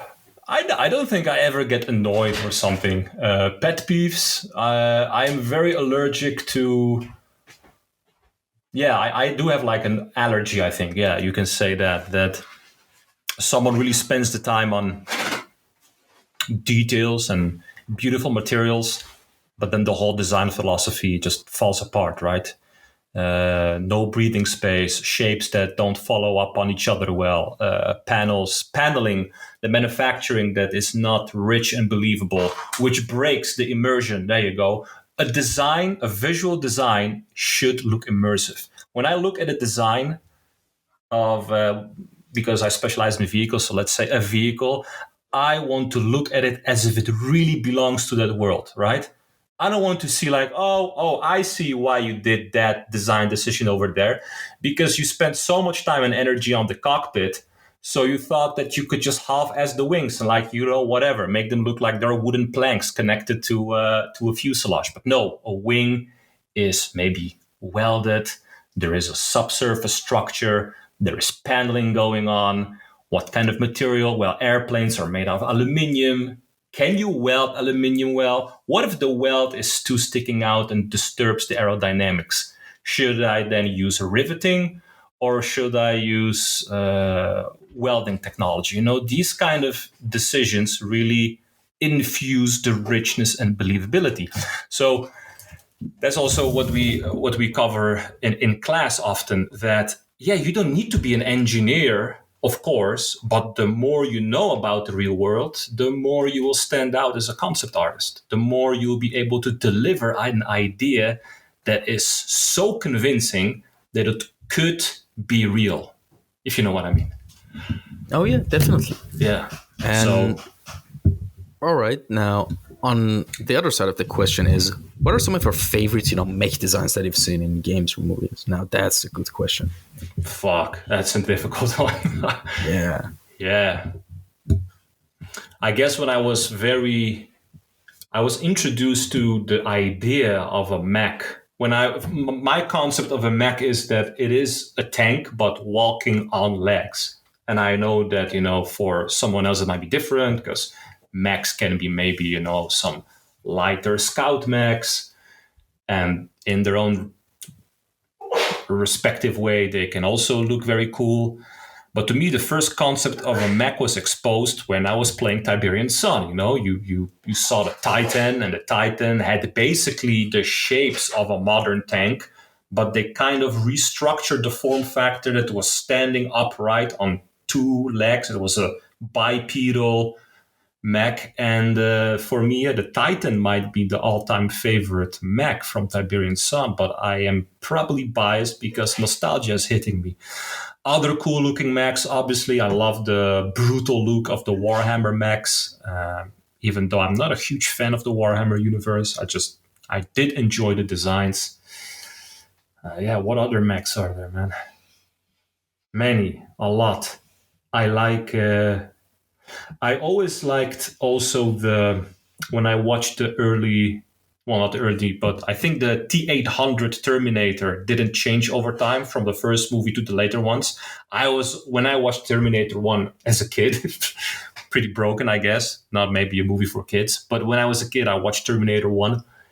Man, I was so fascinated with the design. I was thinking like, whoa, so they took a human skeleton, but they used the design language of machinery, right?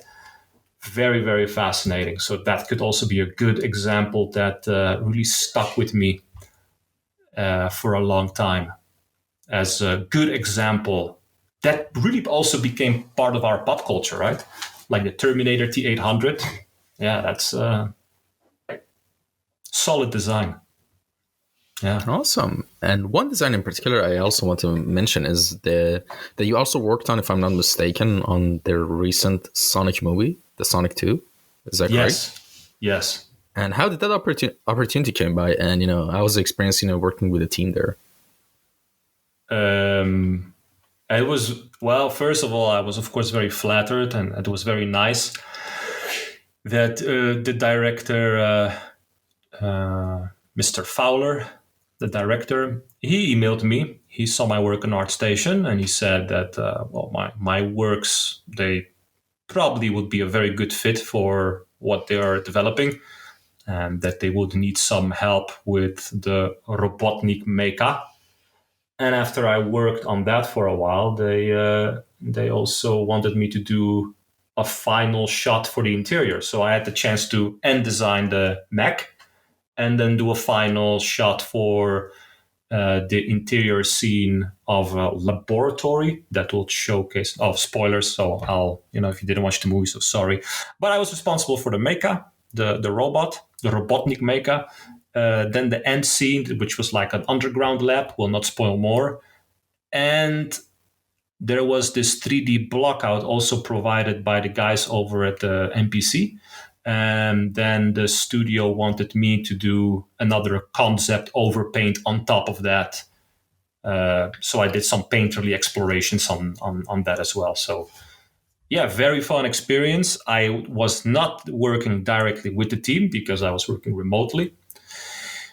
But overall, very nice, good communication.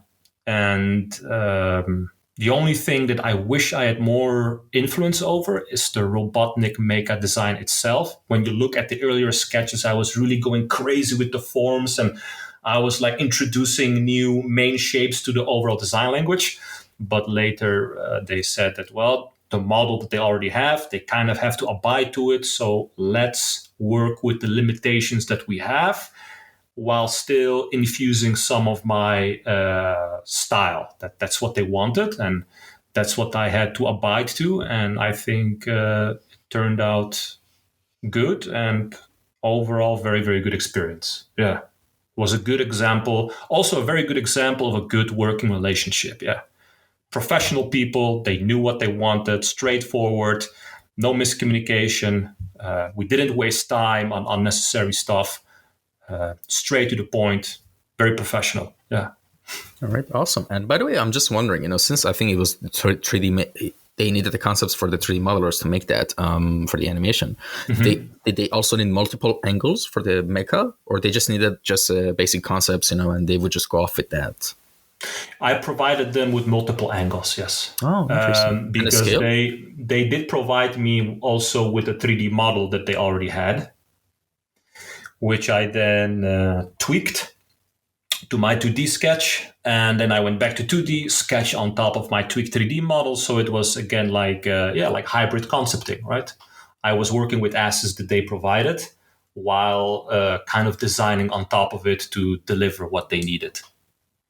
So I assume they also provided you with the scale and the dimensions, right? Yes, yeah. Everything was already set in stone, because from what I remember, it was already rigged. The animations, the storyboards were into place. So I was not able to make, like I said, radical design changes.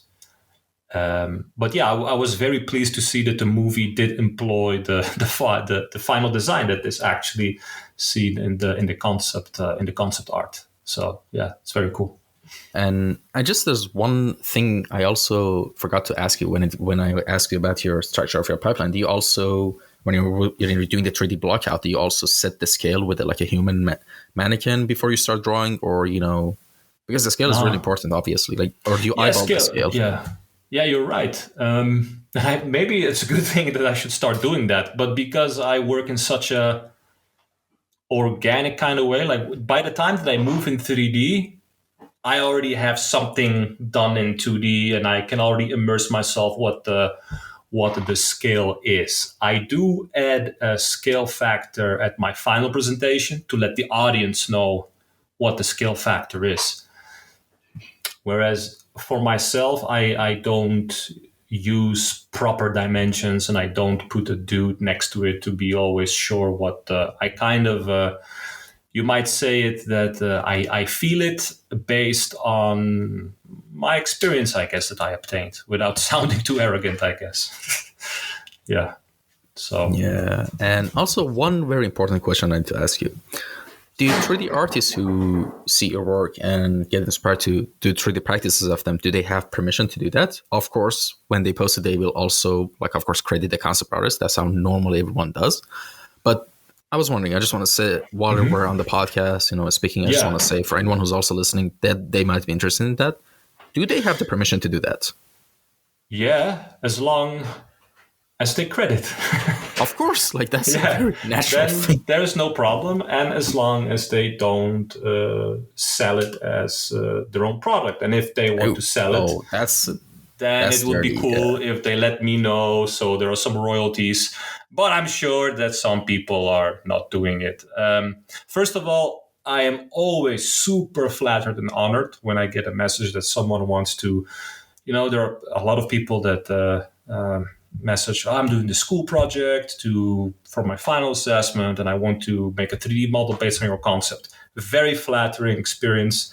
And it's amazing to see how many people have modeled my vehicles. And there is also this cartoony house that I did a while ago that seems to be very popular to model my from. God, I actually wanted to ask you about that. That's it has been modeled like over 100 times by now, I think, by so many talented 3D modelers that I just cannot comprehend. It's to me, it's like insurmountable to even fucking imagine how many people are inspired by it, because probably a lot of people were inspired by it, and then because a lot of people already modeled it. So I don't even think it's such a good design, but maybe it's just what I heard some guys saying is that, well, it is good to 3D model from your stuff because it is just drawn so chunky, right? The shapes are visible and chunky. And that, I guess, is part of my universal style, that I always showcase the shapes, I guess. So it's confident. So modelers feel confident to model from it. Yeah. It's very nice. I feel very flattered. I was going through your stuff and I came at the bottom of your art session and it's at the bottom, yeah. Yeah, when I saw the house, I was like, wait. Because the thing is, because I saw some other 2D artists made the same house, this exact design. Maybe they also did tributes, or I don't know. Yeah. But I think I saved one of them in a pin on Pinterest, and I had them in my references as well, and I wanted to make it 3D. But then later on, I saw, wait, this has been made so many times. I'm going to do something else, Yeah. But then I was just checking your art session. Oh, mechs, robots, tanks, airplanes, especially. Cute house, Is this a ground zero of this? And I was like, wow.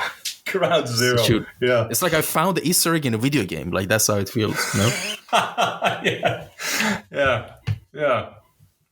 Yeah, it's fun, man. It's very fun that how it is not in your control what becomes, I guess, your most popular thing that you create. Because there was just, in all honesty, that was an art test that I did, and I didn't get the job from that art test. And it was back in the day when I was, accepting art tests for free, which is, again, another topic, why you should never do free art tests. But yeah, since they kind of ignored me after that art test, I don't remember the full story. They might have messaged me back saying that they went forward with another option, but I already committed time to it, so I felt a little bit disappointed. So I just posted it as my own project, and over time it became popular. An urban legend. An urban legend. Well, that's too kind. Thank you. Yeah, but the thing is, listen. But it's a nice surprise, I admit. Of course, it's a nice surprise. Yeah. I was surprised that, the guy who does all this hard surface stuff was the actual creator of this, because there's been so many rehashes and remakes of this that I've seen on Pinterest, and I was like, this is the actual first one. Yeah. Yeah, it's work from 2016 or 15, something like that, man. Yeah. It's pretty old as well. Yeah. And the thing is, I think the reason it's really a good subject for 3D artists to make is because as a 3D artist, it has a perfect amount of everything. It has a perfect, nice amount of foliage, the right amount of elements that could be animated, like the cloth. Yeah. You can practice cloth, foliage, texturing, modeling, sculpting, everything in just one simple, cute piece. Materials. Yeah, materials, there's metal, there's different roughnesses. There's so many things you can add to this. And it's just a nice balance of things to practice, if that makes sense. And you did that completely unintentionally. It is very unintentionally. It was they just said hey, we need can you adjust to a cartoony style? That's I remember that. I can adjust. Again, I'm going to use my foundation core. And I will do everything I can to adjust to any style. That happened as well when I was working on the Hitman. You might not connect my work with working on such a title as Hitman, right? It's like the world of assassins, very realistic, grim. They need photorealistic concepts. But, the art director had faith that, if we take this guy and we kind of because art directors, they have this sense when they look at someone's art and they see that, strong foundation. Doesn't matter if his work doesn't directly connect with what we need. He probably will adjust within a week or two just like that. And again, I don't want to sound arrogant. It was a lot of hard work. I really wanted to prove myself. I sweated, but I was really, again, relying on my fundamentals to mix in photo bashing techniques, because as it shows, when you're photo bashing, you really need to think about light, materials, how to tune it together and make it work as a connected whole, right? Because you're using photos from another sources with another lighting scenario, and together in one piece, you want to connect them as if they belong to one environment. And when you know how light works, how materials react to lighting, then your work becomes much easier. So yeah. All right. And well, before we move on to the next topics, let's not forget about the very important topic I wanted to mention and talk about in this podcast, which is focal point school. Which, of course, in the introduction, I mentioned first the Gumroad of, RTD's guesses, Gumroad, and also the focal point school, which, we're going to talk about right now for anyone who's interested. There are, courses that are coming soon. Advanced character design, world building in Blender, vehicle design, design of mega cities, like so many cool niche stuff. But at the same time, right now, the courses that are available are like Intro to Digital Painting, Advanced Hardware Design, Advanced Environment Design, Digital Painting, like Intro to Hardware Design. There's so many like cool courses, for anyone who wants to start or they want to, expand upon a certain niche, in sense of, if you want to, work your way towards a certain niche for your portfolio. So there's for that. And yeah, so I'm not going to say anything else. So you take the wheel. Well, thank you. I don't want to make it sound like a commercial, but again, like you said, for anyone that is interested, I have to give here special thanks to the co-founder, Darek Zabrodsky. If not for him, this will all not be possible. We really need each other in this whole operation. And apart from him, we also need to thank the rest of the team. Because, we at the core are teaching concept art, right? Me and Darek founded the school because we felt that a gap needs to be filled when it comes to providing knowledge at the highest level that is humanly possible. And Europe, I think, was really missing that. So we started in 2018. Now we are running, expanding. We have been very fortunate enough to get in touch with other professionals from the field to introduce and expand our array of courses in order to provide for the students the best that we can. Every time we make a decision for Focal Point School, we try to, again, immerse ourselves. How will the student benefit from it? It really, again, started as a passion project. When it comes to money, of course, we do it for the money as well, because we live in a capitalist world. So yes, I'm honest. But in all honesty, if I focus all my energy to client work, we would yield more financial results. But this teaching aspect that we do with Darek at school, and we have the digital painting classes are run by both of us. Then Darek is running the environment classes. I am running the hardware classes. This, what we now call together as the core courses, the core classes. These are the classes that constituted the whole entity of what Focal Point has become to this day. Now we introduced intense workshop and courses with other artists, professionals from around the industry that will aid us in help us out with expanding the knowledge arsenal, so to speak. And like I said, every time we make a decision, we ask ourselves, is it for the benefit of the student? And it was high time to really expand and to give students more options, because we noticed that, well, we only have these classes, but what if someone wants to take like a power boosting course? They cannot commit too much time. They cannot commit that much financial resources, because I do imagine that, not everyone, the courses are cheap. Again, we are not here to be cheap. We want to be the best, but still we also want to convey a certain feeling that, those core classes are not the only option. You can also take a 3-day workshop, which will be a portion of the price that we have as our normal courses. So we expand on the amount of knowledge that we have, the amount of instructors. So we will learn from each other as well, the way we communicate, because everyone is different and they're all experienced. So that's great. We introduce new from term to term, we always try to introduce new technology as well. But we always focus on the fundamentals because design is something that we lack in this industry. There are tons of tutorials, right? You go on ArtStation, you go on Marketplace. There are tons and tons of tutorials. Everything is like how to make this specifically, how to make this beautiful.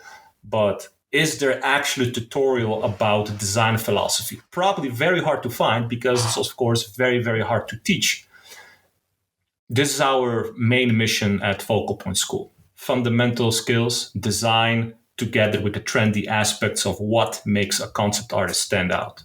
So yeah, I think that is briefly said the reason why Focal Point exists. And we can only be successful as a school if our students are successful. So we can be proud of the track record that a lot of people that have been at our school have nice lives right now because they put in the amount of tears and effort to be where they are today. So yeah. All right, awesome. And yeah, the courses are really like, if you're just gonna go in the link below in the description, you can see all the details about the courses. And like a nice thing about having classes instead of like courses that you can download is I think is really good for the artists and instructor because you can't really pirate them. That's, I think, something really nice about the classes. But at the same time, if you think about it, sometimes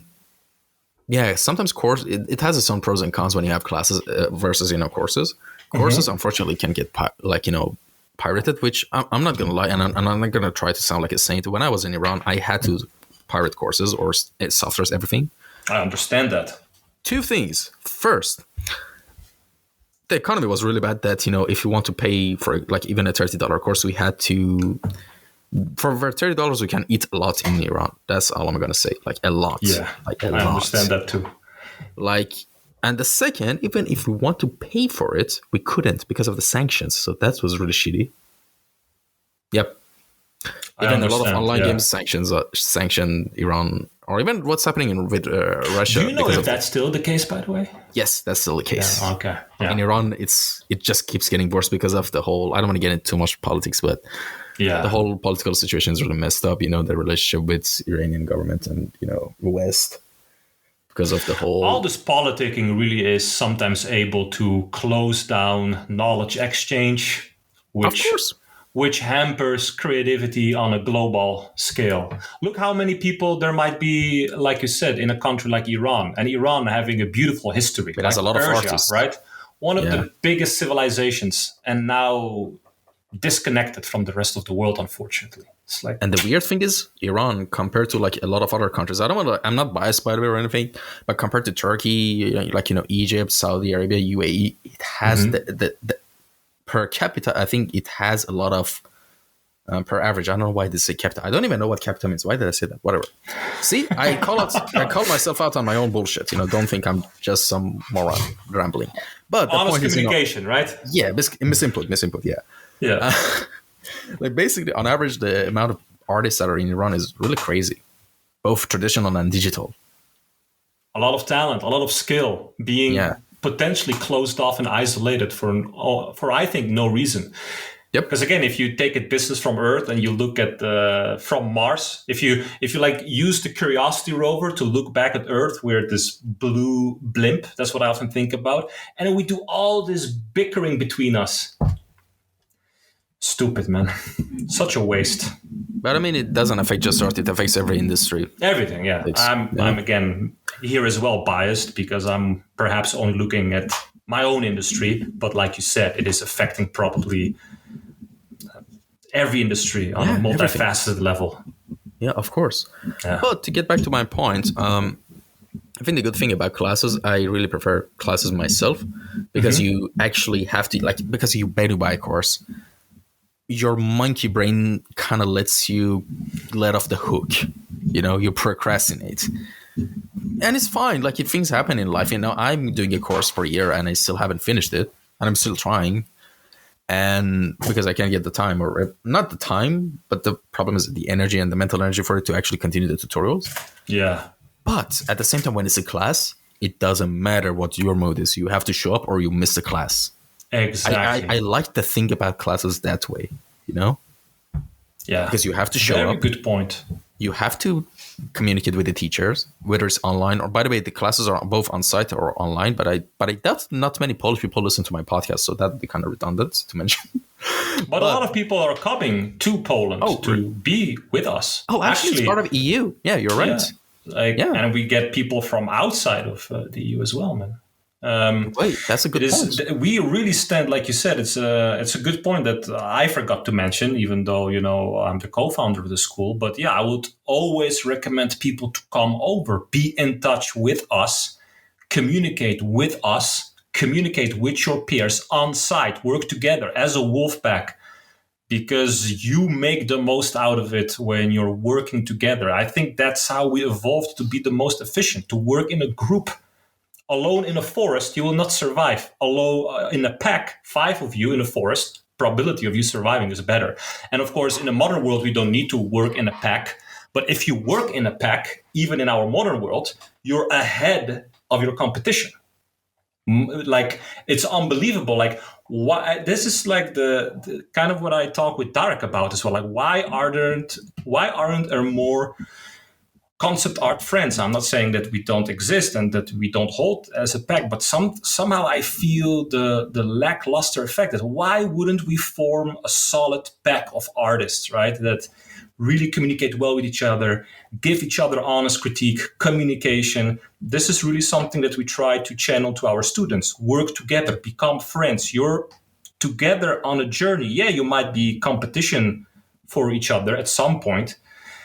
But life, this futile society that we live in, and in many ways our life is hard, and everyone has their own story. But if you forge a good relationship from the beginning with a friend, you move forward together into the future, your life is so much easier, man. So much easier. Sometimes twice as easy. Like, sure, I could stay alone as an artist, be a lone wolf, tackle client after client. But because of my friendship with Darek, that I co-founded the school with, Darek Zaporotsky, again, just to be official with the name, I know that both of our lives are so beneficial, right? It's amazing how much things you can reach when you work well together. So, yeah. And I'm sure, the major incentive for both of you is, the feeling of fulfillment when you see, one of the people who you invested so much time and, energy and got a result, got a job, has a nice portfolio now. That's the most rewarding thing out of it, right? Yeah, that as well. We got to know each other when we were both noobs. None of us was we met each other on a job. My first job as a concept artist was at Isotics in Utrecht. I was making the designs and stuff, and he was hired to do the illustrations of my designs. And then he asked the art director, hey, who are the illustrations that I'm making? Who is the guy that makes those designs? So I must again give credit to him that he was the one that reached out. And yeah, from there it kept on growing naturally. We didn't force each other into this friendship. It just kept on growing because we saw the benefit of working together. We motivated each other, right? He did a sketch, like we were sketching all night long sometimes, right? Through Skype. He was in Poland, I was in the Netherlands. And then after work, I would come hammered, very tired after my in-house job at Isotex. And then we would call each other on Skype. I was in my mood of finally chilling. And I would ask him, what are you doing? Sketching. Well, now I also have to do the sketch. Always because I'll feel like a lousy, lazy ass if I don't do it too. So you keep up with each other to constantly motivate each other. So yeah, that was a thriving force. And I think that's beautiful. And I think that that is something that we also try to fuse that into our students. That's why we always recommend people to come over, because we've seen the friendships that people have forged, and it's very nice to see that they forged it at our school.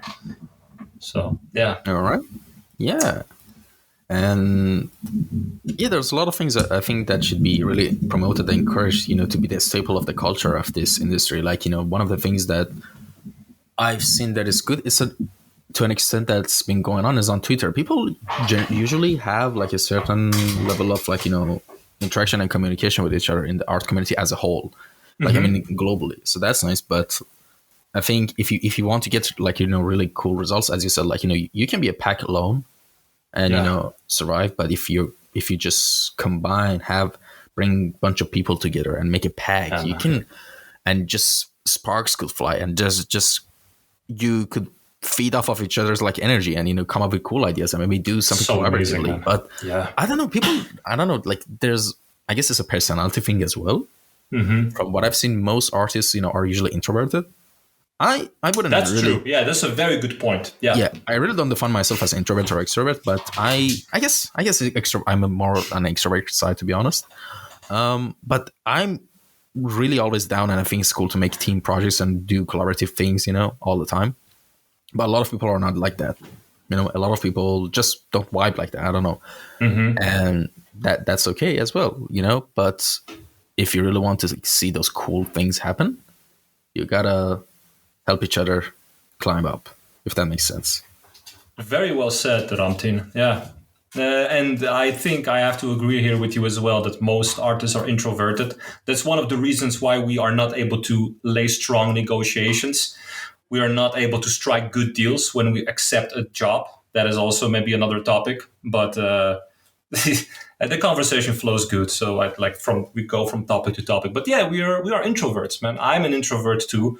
I sometimes really enjoy just spending time on my own, man. Listen to a book, have a glass of whiskey, just really enjoy. Don't think about work. Just take a rest from everyone. But I do appreciate good friendships, relationships, because yeah, I do think that being in touch with quality people. I'm not saying to have friends around you just to have friends, but quality people that are able to inspire you, people that you can learn from, and that you also feel appreciated by, that you know that you also have something to give in return. I think that really lays a positive ground to be a person that is being valued by your community and society, maybe. Yeah, very important, I think. Yeah. And actually, like, here's the thing: I'm on a server, and we all have monthly calls. And the weird thing is, usually, when people start the call, everyone is silent usually, because the calls are the organized in a way that there's someone lecturing, then there's feedback sessions and all that stuff. And the thing, I'm always interested. Like, people are, it's like those cowboy movies when there's like silence and there's a tumbleweed rolling. It feels like that. No one likes to speak. Most people, I don't know. I mean, of course, they speak well when they have to present their works. I understand, but it's fascinating. Like, it's actually fascinates me how introverted, like the arts community is. Yeah, I think you're right. Yeah, this is what you just said is so reminiscent of what we sometimes experience in class. I'm sometimes, again, I'm trying to immerse what the student is going through, and I might be biased, I might be unfair, but I try to put myself in the shoes of a student. Sometimes I think like, damn, if I was a student and I was in class and I was learning from another concept artist, I would ask so many questions. But that's what I think now as an adult. Maybe if I would be again a 20-year-old dude that doesn't much know yet about life as I do now, I would hope that I do know more about life than back then maybe I would also get stuck, and not know what to ask.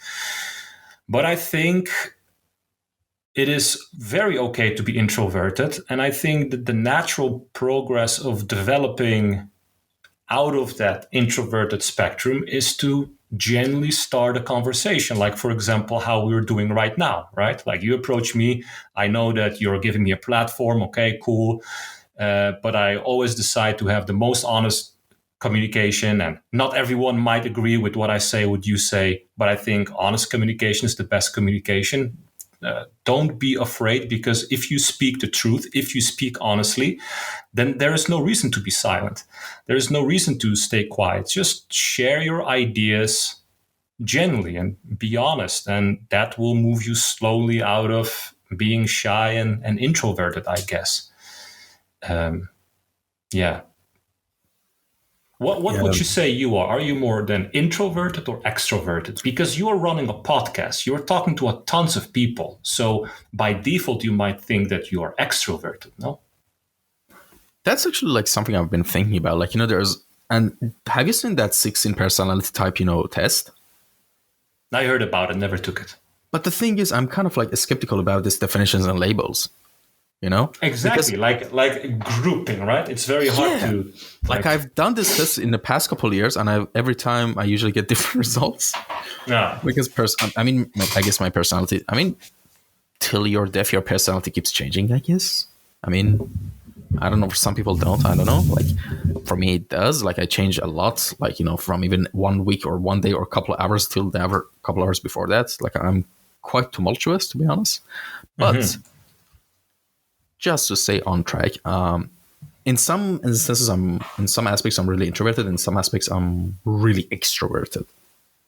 You know, so I can't. yeah. I don't know which one. I'm a mixed bag. But if I have to put myself into the classical labels, I would say extroverted, more on the extrovert side.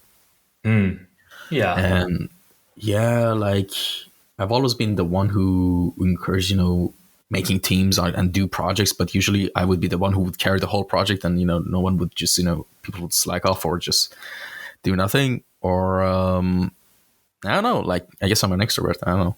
Because the thing is, one of the main reasons I do the podcast because I'm genuinely just like intrigued and interested to talk to more artists from different backgrounds and learn and just have conversations. Honestly, like I'm kind of like open to conversations like that. So yeah, I'm quite extroverted, to be honest. Now that I think about it. But about the introverted part, I also like sometimes really need like just alone time. Sometimes like crave like go out at 2 a.m., get on a train, go to a different town, the next afternoon come back and just be alone by myself and just walk and not pay attention to anything. I kind of get moods like that as well.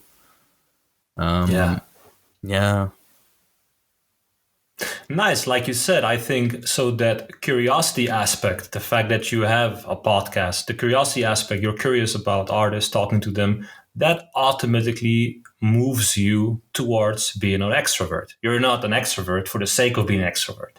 You're not talking just for the sake of talking. You want to find meaning in order to be around other people. Meaningful communication with others, right? That's what's valuable. And then, yeah, alone time is also something that I personally need on a frequent basis because I like to just sometimes sit in my own head and come up with shapes or, like I said, listen to a book or just play a video game or go out for a run and just be in the forest alone. Yeah. Balance, I Yeah. guess. Yeah. Yeah. And all right, let's actually move on to the next topic, which is who are some of your favorite artists and designers that have inspired you the most? Well, there are a lot, but I will start with my childhood because or in my adolescence, I don't know, it's 16. And when you're 16, it's still your childhood, I guess it is. But when I was 16, my understanding of concept art was, of course, very basic. So I had only a couple of people that I knew that are concept artists. So one of the first concept artists that I discovered was Feng Zhu, Ryan Church. Then later on, yeah, I discovered the fathers of concept art, like Sid Mead, Frank Frazetta. Yeah, these, and I cannot pick a favorite because everyone has their own way of reinterpreting our world, and everyone has their own, like you said, also style that was enriching the way how they were showcasing their designs. So yeah, I cannot say I have a favorite. I really, when I look at the works of Ralph McQuire or Sid Mead, they are so enjoyable, eye candy designs to look at. When you look at those designs, they just flow well to the eye. They just make sense as well. They're so immersive. Then there are, of course, the old masters like Richard Schmidt, Cornelius Vredenburg, which was a Dutch painter. We do studies of his works at school often during the digital painting classes because these old masters can teach you a lot when you kind of go through their reinterpretation of the world. When you see a painting, is basically their reinterpretation of reality. And I believe that as an artist, as a concept artist, you should always forge your own reinterpretation of reality. But when you study that as a beginner or as an upcoming illustrator or concept artist from another master, then you can kind of immerse yourself what kind of decision making that old master was going for when they tried to depict something. And that is, that is beautiful. A hard question. I cannot say black and white which one is my favorite. Yeah. But the right answers were the ones that popped into your head first. That's the point of this question. Yeah. So the ones that popped in my head are like I said, Sid Mead, Ralph McQuire, Feng Zhu, Ryan Church. Many. I'm of course a huge fan of my peers as well. My friend Darek Zabrodsky, of course. There are so many others that I really look up to and that I feel that I am able to learn from as well. So yeah. Awesome.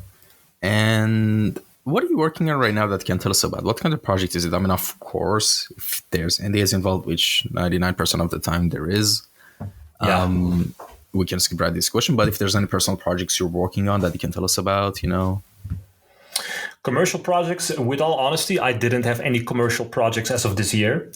We have been experiencing a little bit of stagnation. However, I have new incoming work that I will start with on Monday. So this is kind of my last free weekend. But at the start of this year, we have been very hard work to do the stuff for our school. We've been upgrading our program. I was working a lot on our lecture program. I've been working on my personal 1952 project. So I'm never bored. And when I have a time off from client work, I always try to appreciate the time that I have to develop my own skills, to learn new things, and to develop my personal project.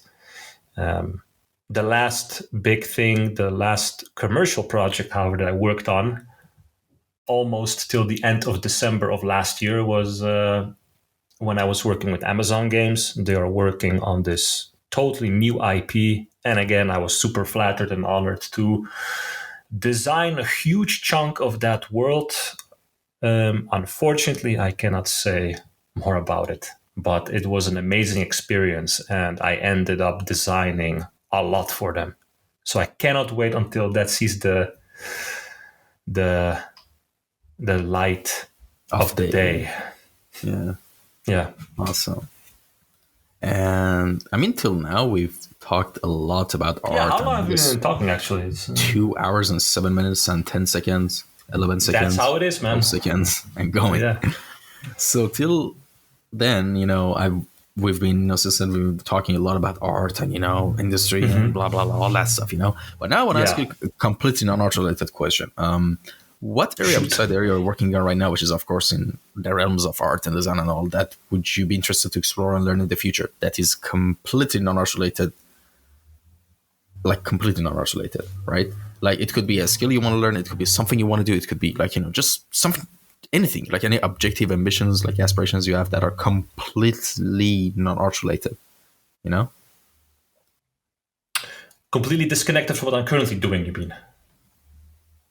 Not necessarily. Yes, that's true, but also non-art related. All right. Well, it's a good one because every side hobby that I have is somehow connected to what I do in my profession.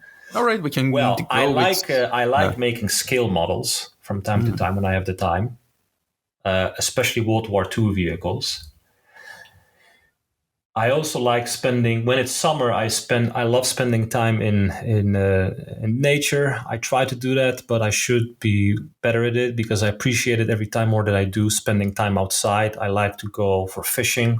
I often do it with my fiance. We go for a whole day. We start in the morning, 4 or 5 a.m. We go through a forest to a lake, and we just spend time at the lake. We swim a little bit. We do some fishing a little bit, and that helps me to be more connected with our world. Yeah. I'm also a big fan of history, in particular World War II history. And again, in particular, in specific, the history of how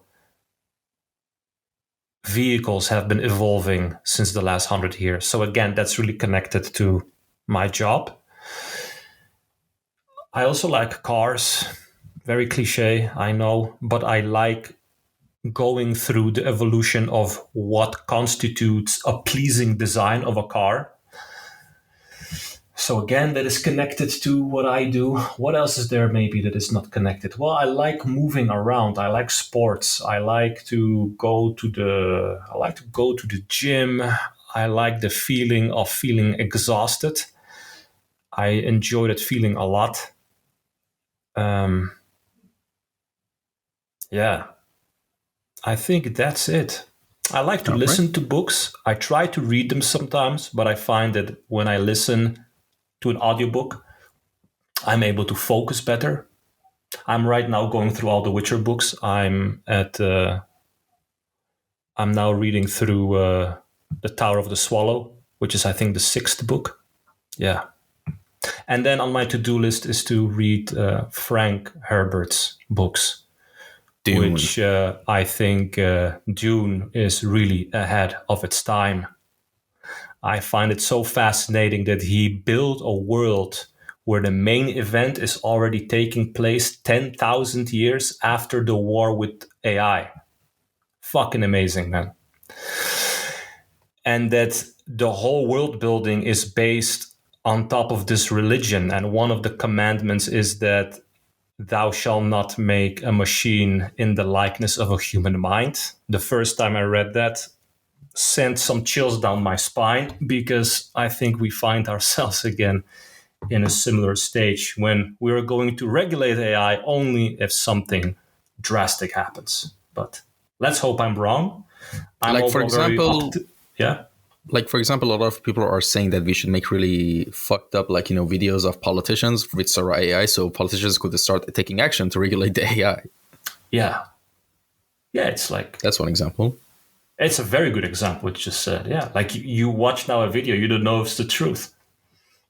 You don't know if it actually happened. So, yeah, it's tricky, man. But yeah, I hope that answers the question a little bit. Yeah, it does. Like you see, I don't have an interest that is clearly disconnected from what I do on a daily basis. Yeah. There was really this fun clip that, showed that, some people are saying on one side that, oh, don't worry, people can really distinguish between AI and reality. And to answer to that, someone posted a clip of someone playing GTA V, which is like from 2013. And in the game, a car crashed on the player character and it just died. And in the room were a bunch of people, relatives, and a grandma. And the grandma saw that and freaked out and screamed. Yeah. If that can, people can distinguish that. But I mean, of course, I'm just saying it as a joke. But that was actually a real video I saw. It was really funny. I saw that video too. So I can. Oh, really? Yeah. Yeah. Yeah, it was freaky that, a game, because the GTA 5 really looks realistic for its time. It 11 years ago. That is again a good example of a video game, because they prioritized lighting over the amount of detail and texture. So with good lighting, with realistic, almost physical based rendering, they are able to portray a beautiful cityscape, a street. And yeah, at first glance, first 2 seconds, an accident, it's like, holy shit, it looks real, because the physics are so real in that game as well. And now, did you see that demonstration with that pink ball moving through smoke in Unreal 5 engine? No. That was a demonstration that should also spark some interest, thinking that, well, now they can just generate news. They can take, footage from my street over here, paste some Unreal assets on top of it, like an exploded car with some bodies next to it, and boom, it's real. You can generate content which looks like it really happened, but it didn't. So, yeah. All right. And, well, we've reached the final question and section of the podcast, which is called Time Capsule. And of course, as if the title of it wasn't self-explanatory enough how it's going to be, but I'm just going to give you a little bit of like scenario. Imagine you only had like a couple minutes. Like imagine your spaceship has been destroyed, crashed in the desert, and there's just desert all around you, and all you have left and you have like rations for 2 days, or maybe, I don't know, a day. But the only tech you have is just a video or voice recorder, for example. And of course, you would, of course, find a way as the last way to express yourself, to say anything you want as your last, final words. And in that scenario, what would you say? And just to add something to that as well, what I want from this question from guests usually when I ask is the most valuable and important lessons they'll learn throughout their life, if that makes sense. And makes a lot of sense. And your demographic would be anyone who might be listening to this podcast or that voice recording at any point of time in the future. It could be 100 years, 200 years, 10 years, who knows, a year, a week. But what are some timeless advice you have? Like timeless, that's actually a good example. We talked about that you could, say based on your life experience till now.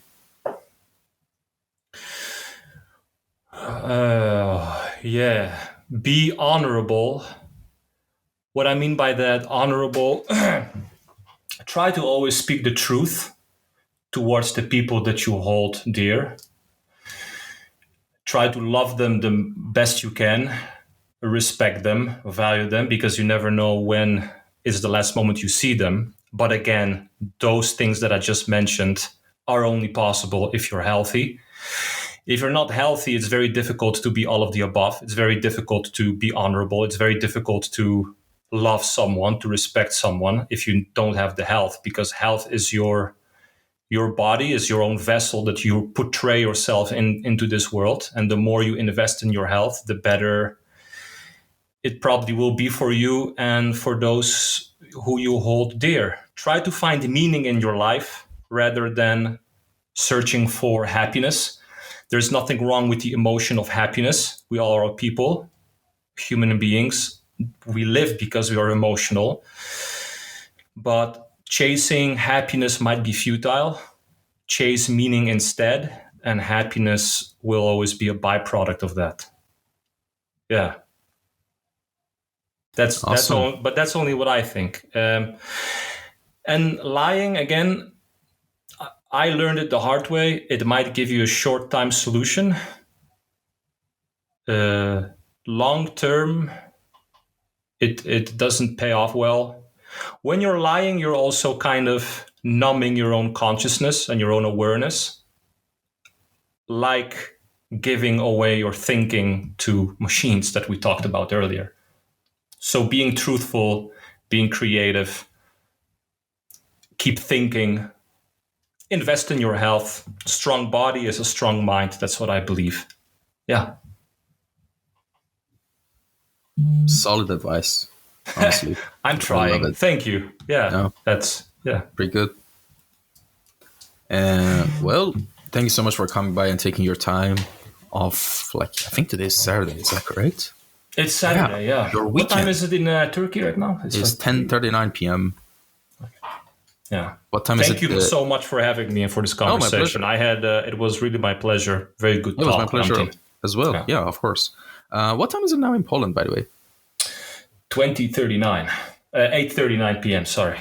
Oh, we're 2 hours apart. Interesting. Yeah, 2 hours. Yeah, and again, thank you so much for coming by, and thank you to anyone who tuned in and listened to this or watched this episode on YouTube. I hope you enjoyed it.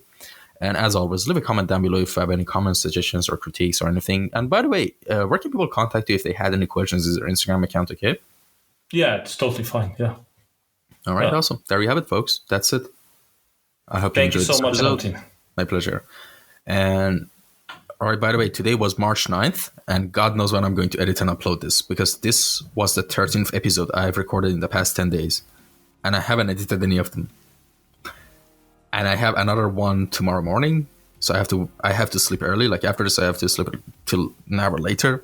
And tomorrow, actually, by the way, I have my second ever group discussion podcast with previous guests that I've had on.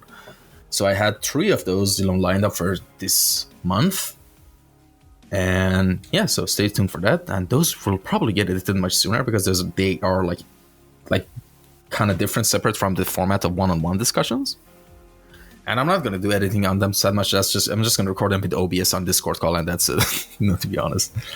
And well, that's about it. Take care, everyone. Stay safe. Till the next episode. Bye-bye.